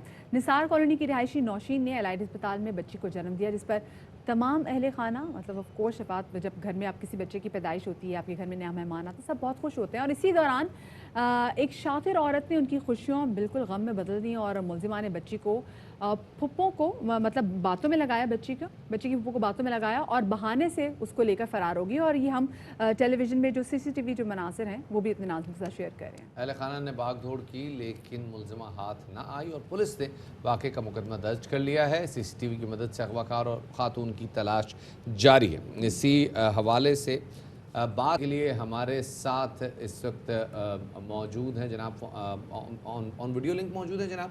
बच्ची के वालिद से भी हम कोशिश करते हैं कि ज़रा बात हो। पुलिस का मौक़िफ़ जान लेते, पुलिस का मौक़िफ़ पहले जान लेते हैं। हमारे साथ मौजूद हैं जनाब CPO फैसलाबाद जनाब सोहेल चौधरी साहब। सोहेल साहब बहुत शुक्रिया हमें वक्त देने के लिए। सोहेल साहब, क्या पेशरफ्त हुई है अभी तक इस मामले में? जी बिस्मिल्लाहिर्रहमानिर्रहीम। इस तरह का पहले एक वाक़या को तकरीबन आज 6 महीने पहले हुआ था। अल्हम्दुलिल्लाह पुलिस ने काफ़ी एफर्ट के बाद जो ग्रोह था वो आइडेंटिफाई किया, उस औरत को पकड़ा और जो बच्ची थी उसको रिकवर किया। इसी तरह ये जो वाक़या हुआ है इस पर हमने 2 एंगल्स पे देख रहे हैं। एक तो CCTV फुटेज हमारे पास मौजूद है, उसको हमने काफ़ी फोरेंसिक्स की मदद से उसको फाइन ट्यून किया है, जो काफ़ी हद तक तो हम उस औरत तक पहुंच गए हैं। इंशाअल्लाह उम्मीद है कि अगले 2 से 3 दिन तक हम बेहतर या कोई खुशखबरी सुनाने के पोजीशन में होंगे। दूसरी बात यह है कि हमने वो ग्रोह तकरीबन लास्ट 2 साल में किसी भी तर्ज इस तरह के वाक़े पे पुलिस ने उनको पकड़ा हो, किसी और हॉस्पिटल में पकड़ा हो, वो जेल से गए हों और अब वो वापस आ गए हों और अब वो एक्टिव हों या ना हो, वो तो ज़ाहिर है वेरिफिकेशन की जारी है। हमने 3 से 4 ऐसे ग्रोह आइडेंटिफाई किए हैं, उसके ऊपर भी वर्किंग जारी है। हमारी सीनियर लेवल की टीम बन चुकी है, मैं इसको खुद देख रहा हूँ। अच्छा सर, ये बताइएगा वाई एलाइड हॉस्पिटल, ये एलाइड हॉस्पिटल में कोई पहला वाकया नहीं, इससे पहले भी एलाइड हॉस्पिटल में ही ऐसा वाकया हुआ था और फैसलाबाद का बहुत बड़ा हॉस्पिटल है।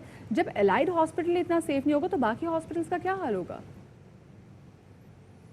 आई थिंक ये सवाल तो आपको हॉस्पिटल इंतजामिया से करना चाहिए, वो बेहतर इसका जवाब दे सकते हैं, बिकॉज पुलिस तो हर जगह पे मौजूद नहीं होती और फैमिली ज़्यादातर तो इन चीज़ों में केयरफुल होती है। बिकॉज अगर कोई खातून आके आपके पास ये कह रही है कि बच्चे को पोलियो वैक्सीन पिलानी है तो ये चेक करना बहुत ज़रूरी है। तो आपने अस्पताल की, वैसे आपने बात बिल्कुल सही है, आप सही कही है, आपने अस्पताल की इंतजामिया को इसमें इन्वॉल्व किया है कि क्यों आपके यहाँ ऐसे केसेस हो रहे हैं ज़्यादा?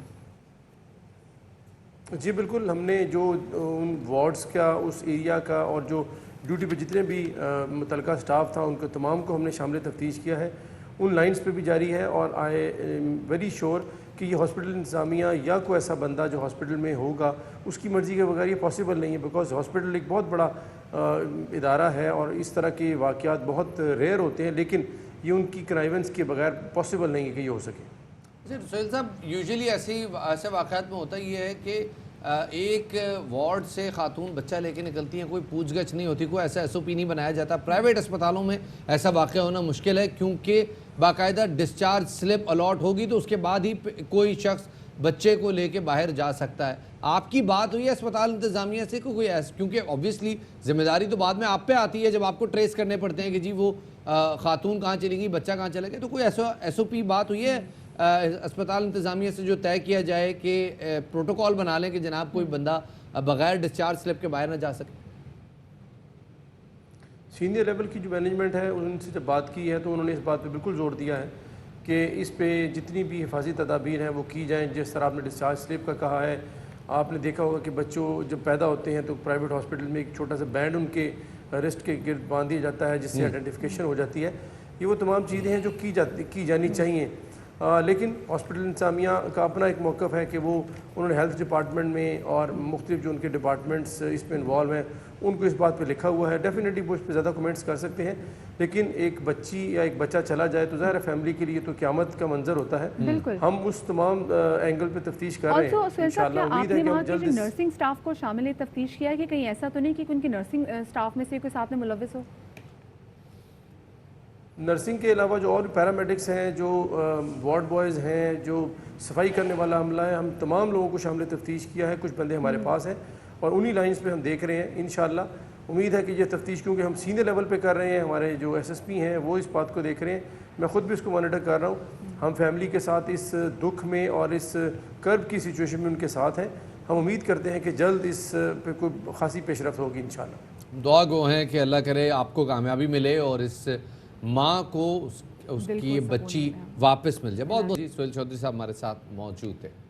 खैर जी, आगे बढ़ते हैं और आपको साथ में अब ये भी बताएं कि मुल्क के मुख्तलिफ हिस्सों में कानून नाफिज करने वाले इदारों ने बरवक्त कार्रवाई करते हुए दहशतगर्दी की बड़ी साजिशें नाकाम बनाती हैं। लाहौर की अगर हम बात करें तो लाहौर में पुलिस लाइन को धमाके से उड़ाने की साजिश का इंकशाफ हुआ था, जिस पर सिक्योरिटी हुकाम ने रेलवे स्टेशन के बाहर से पकड़े गए दहशतगर्द से सनसनीखेज मालूमात भी हासिल कर ली है। इब्तदाई तफ्तीश में मुल्ज़िम लियाकत ने एतराफ़ किया है कि वो रेलवे स्टेशन पर खुदकुश बमबार लड़के का इंतज़ार कर रहा था जिसको उसने खुदकुश जैकेट देना थी। ये 17 साला लड़का पड़ोसी मुल्क का बाशिंदा था। इस हमले की हिदायत मुकर्रम खान उर्फ उमर खुरासानी ने दी थी। दूसरी तरफ कराची में एक और कार्रवाई के दौरान कलअदम TTP के 2 इंतहाई मतलूब दहशतगर्द हलाक कर दिए गए।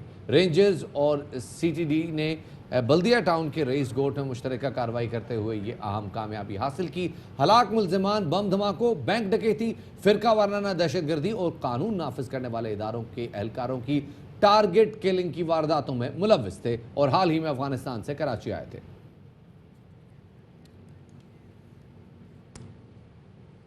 आगे बढ़ते हैं जनाब, और आपको जैसे मालूम है कि मुल्क भर में जो पोलियो मुहिम है वो जारी है, पोलियो के खतरे पिलाने की मुहिम जारी है और इस हवाले से हम कोशिश ये करेंगे कि आप तक جو یہ انشور کریں کہ آپ اپنے بچوں کو پلائیں، اور ہم آپ سے کوشش کریں گے کہ اگر کوئی غلط فہمی ہے تو اس کا بھی ازالہ کریں، کیونکہ یہ 2 بوند اپنے بچوں کی خاطر، 2 بوند پاکستان کی خاطر بہت ضروری ہے۔ بالکل شفاعت، اور ضلع مظفر گڑھ کے علاقے کا بات کریں تو ان کے علاقہ چوک سرور شہید کے نواحی چک سیدی کی 14 ماہ کی ننھی سکینہ پولیو کے قطرے نہ پلائے جانے پر پولیو جیسے موذی مرض میں مبتلا ہے۔ سکینہ کے والد کی عوام سے اب یہ اپیل ہے کہ اپنے بچوں کو پولیو کے قطرے پلائیں، اور اگر نہیں پلائیں گے تو ایسے واقعات جو ہیں اور ایسے بہت سارے بچوں کا جو مستقبل ہے وہ خراب ہوگا۔ تو ان کی لوگوں سے اپیل ہے کہ خدارہ اپنے بچوں کو پولیو کے قطرے ضرور پلائیں تاکہ آپ کے بچے اس موذی مرض سے بچ سکیں۔ اس حوالے سے مزید تفصیلات جانتے ہیں اپنے نمائندے نوید فریاد ٹوگر سے۔ اس وقت میں موجود ہوں چوک سرور شہید کے نواحی علاقے اڈا سیدی میں۔ صورتحال یہ ہے کہ یہاں پہ جو ہے 14 ماہ کی ننھی سکینہ جو ہے وہ پولیو جیسے موذی مرض میں مبتلا ہے۔ حکومت کی جانب سے پولیو کمپین کا آغاز کر دیا گیا ہے اور لیڈی ہیلتھ ورکر گھر گھر جا کر بچوں کو پولیو کے قطرے پلا رہی ہیں۔ اس حوالے سے ان کے والد بھی میرے ساتھ موجود ہیں، ہم ان سے جانتے ہیں کہ یہ جو ہے عوام کو کیا پیغام دینا چاہیں گے، کیونکہ ان کی ننھی کلی جو ہے پولیو جیسے مرض میں مبتلا ہو چکی ہے۔ یہ عوام کے لیے کیا پیغام دینا چاہیں گے اور اس حوالے سے ان کا کیا کہنا ہے، جی بتائیے گا۔ جی میرا تو سب سے یہی اپیل ہے کہ یہ ہمارے طرف تو یہ قطرے پولیو ٹیم والے آئے نہیں ہیں۔ میرے تو بچی ہو گئی ہے، ابھی اس کے شکار ہو گئی ہے، لیکن میری یہ اپیل ہے کہ سب اگر قطرے والے نہ آئیں، جہاں اسپتال میں ملے وہیں پلائے جائیں، لیکن کوئی شکار نہ ہو جائے کسی غریب کی بچی۔ جی بل ان کا یہ کہنا ہے کہ جس طریقے سے ان کی بچی کو پولیو کے قطرے نہیں پلائے جا سکے، اس کی وجہ سے جو ہے وہ پولیو جیسے موذی مرض میں مبتلا ہو گیا ہے۔ ان کا تمام عوام سے یہی اپیل ہے کہ اگر آپ کے گھر میں لیڈی ہیلتھ ورکر یا کوئی ٹیم نہیں پہنچ پاتی تو اپنے نزدیکی اسپتال میں جہاں ممکن ہو سکے اپنے بچوں کو پولیو کے قطرے پلائے جائیں تاکہ ان کے بچے جو ہے وہ مزوری سے بچ سکیں۔ جی بہت بہت شکریہ جی، نوید فریاد ڈوگر ہمیں اس حوالے سے آگاہ کر رہے تھے۔ اور یہ 2 بوند ضرور اپنے بچوں کو پلائیں، کیونکہ اگر پولیو جیسی موذی بیماری سے اپنے بچوں کو بچانا ہے تو ان کو پولیو ویکسین کے قطرے ضرور پلانے ہیں۔ بالکل شفاعت، اور دوسرا یہ کہ ابھی صرف پاکستان اور افغانستان فائٹ کر رہا ہے اور کتنا بڑا صحت کا بجٹ ہمارا پولیو پہ لگتا ہے۔ اگر ہم پولیو سے چھٹکارا پالیں گے تو آپ سوچیں کہ وہی بجٹ پھر اور کتنی تمام تر صحت کی چیزوں پہ لگ سکتی ہے اور ہمارے لیے یہ آسانی پیدا ہوگی۔ خیر جی، آگے بڑھیں اور آگے آپ کو بتائیں کہ اگر نوکری نہیں ملی تو کیا ہوا۔ ایم اے انگلش کرنے والے ملتان کے نوجوان نے، جن کو نوکری نہیں ملی تھی، انہوں نے پنکچر اور موٹر سائیکل ویل بیلنس کرنے کا کام شروع کر دیا ہے، اور اسی حوالے سے مزید رپورٹ کر رہے ہیں ملتان سے ہمارے نمائندہ طاہر خان۔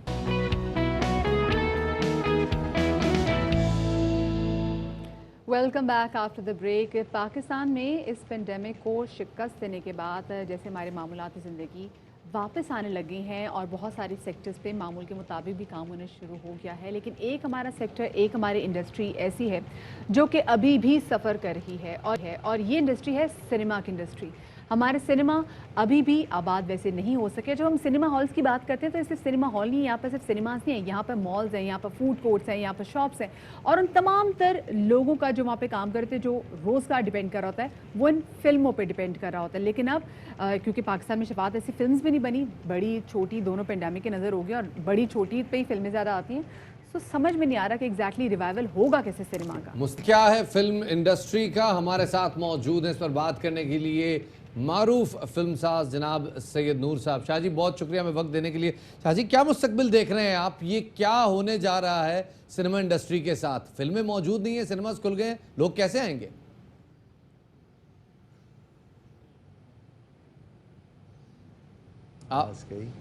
میں اپنا سوال دہرا دیتا ہوں، کیوں میری آواز آ رہی ہے صحیح طرح سے؟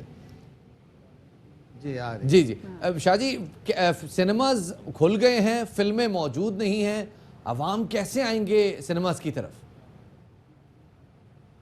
دیکھیں فورن کنٹریز میں اگر آپ لے لیں، سب سے بڑی منڈی جو ہے امریکہ ہے اور وہاں پہ سنیما کھولے ہیں انہوں نے، اور فی الحال وہ لوگ پرانی فلمیں جو ہیں وہ ریلیز کر رہے ہیں جو سال پہلے ریلیز ہوئی ہیں، 2 سال پہلے ریلیز ہوئی ہیں، تو لوگوں کا رجحان بنانے کے لیے انہوں نے وہ فلمیں ریلیز کی ہیں۔ تو اسی طرح ہمیں بھی کرنا پڑے گا، جو فلمیں لوگ نہیں دیکھ سکے اور وہ ریلیز ہو کے اتر گئیں سینما ہاؤسز سے، ان کو ریلیز کرنا پڑے گا۔ ایک جو ہے طریقہ کار جو ہے، جو SOPs کا وہ رکھ کے تو ایک رجحان بنانا پڑے گا۔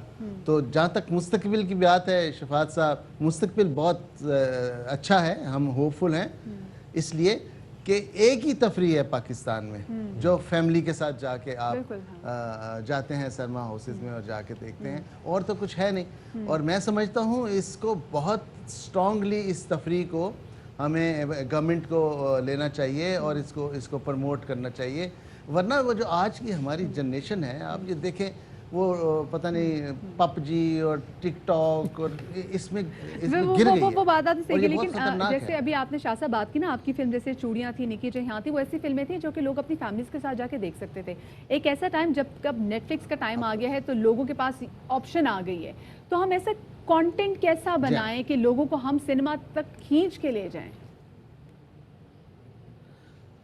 دیکھیں ہمارا جو بر صغیر کا ٹیمپرامنٹ ہے فلم کا، وہ میوزیکل ہے.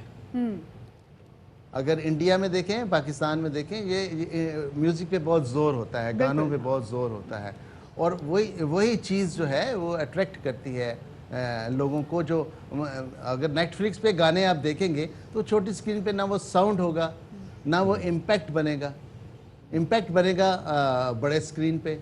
اس کے ساتھ ساتھ ایکشن چاہیے. ایکشن دیکھنے کے لیے لوگ جو پسند کرتے ہیں ایکشن فلمیں، وہ سینما ہاؤس میں آ کے دیکھیں گے، کیونکہ لارج اسکیل پہ جب ایکشن آتا ہے تو وہ بہت امپیکٹ چھوڑتا ہے. شاہ جی، پوری دنیا میں جو پرانی ان کے کلاسکس ہیں وہ ڈیجیٹائز ہو رہے ہیں، ان کی کلر گریڈنگ دوبارہ ہو رہی ہے، ان کی ساؤنڈ دوبارہ ہو رہی ہے، ڈب دوبارہ ہو رہے ہیں، اور اس کے بعد دوبارہ سے وہ سینماز میں لائی جا رہی ہیں. پڑوسی ملک کی ایک فلم 25 سال سے ایک سینما گھر میں لگی ہوئی ہے، ڈیجیٹائزڈ ہے، لوگ آج بھی جا رہے ہیں اس کو دیکھنے کے لیے. آپ اپنی فلموں کو ڈیجیٹائز کروائیں گے؟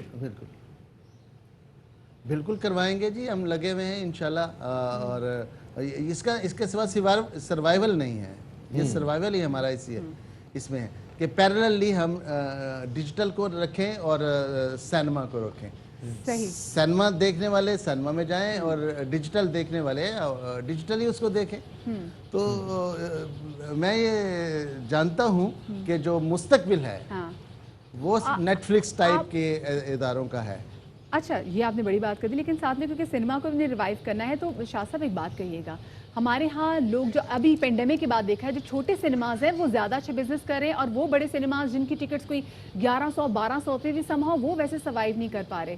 تو اس حوالے سے آپ کو کیا لگتا ہے؟ آپ کو نہیں لگتا کہ جیسے ہمیں تھوڑی ٹکٹنگ کم کرنی پڑے گی، پرائسنگ کم کرنی پڑے گی، کیونکہ entertainment should be for all? نہیں، دیکھیں بڑے سینما تو توڑ ہی دیے ہم نے.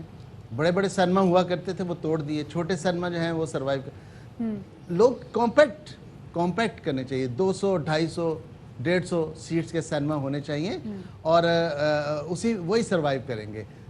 سینما کے حوالے سے ان کے خرچے پورے ہوں گے، اور فلم لمبی چلے گی. جہاں 2 ویک چلنی ہے 8 ویک چل جائے گی، کیونکہ لوگ پوری طرح دیکھ نہیں پائیں گے. تو یہ بہت ضروری ہے، چھوٹے سینماز کا رواج آنا چاہیے. اور سب سے بڑی بات یہ ہے، آپ کو وہ دور واپس لانا ہے ڈرائیو ان سینما کا. بالکل جی، یہ دور واپس لانا سینما ہوتے تھے، یہ دور واپس لانا پڑے گا. بہت شکریہ جی شاہ جی. اور یہ ایسا موضوع ہے جس پہ ہمیں بار بار بات کرنی ہے، اور اس کے بغیر یہ بات نہیں، اور لوگوں کو نہ ہم سنیماز کی طرف لے جا سکیں گے اور نہ سنیما کو ترقی دے سکیں گے. لیکن شفاعت، سنیما پہ لوگوں کو واپس شاہ صاحب جیسے لوگ ہی لے کے جا سکتے ہیں جنہوں نے پہلے بھی ایسی فلمز بنائی ہوئی ہیں. خیر جی، وقت یہاں ہوا تمام. شاہ صاحب آپ کو بہت زیادہ شکریہ. آپ لوگوں سے اجازت لیتے ہیں، کل انشاءاللہ آپ سے ملاقات ہوگی. شاد رہیے، آباد رہیے، اللہ حافظ.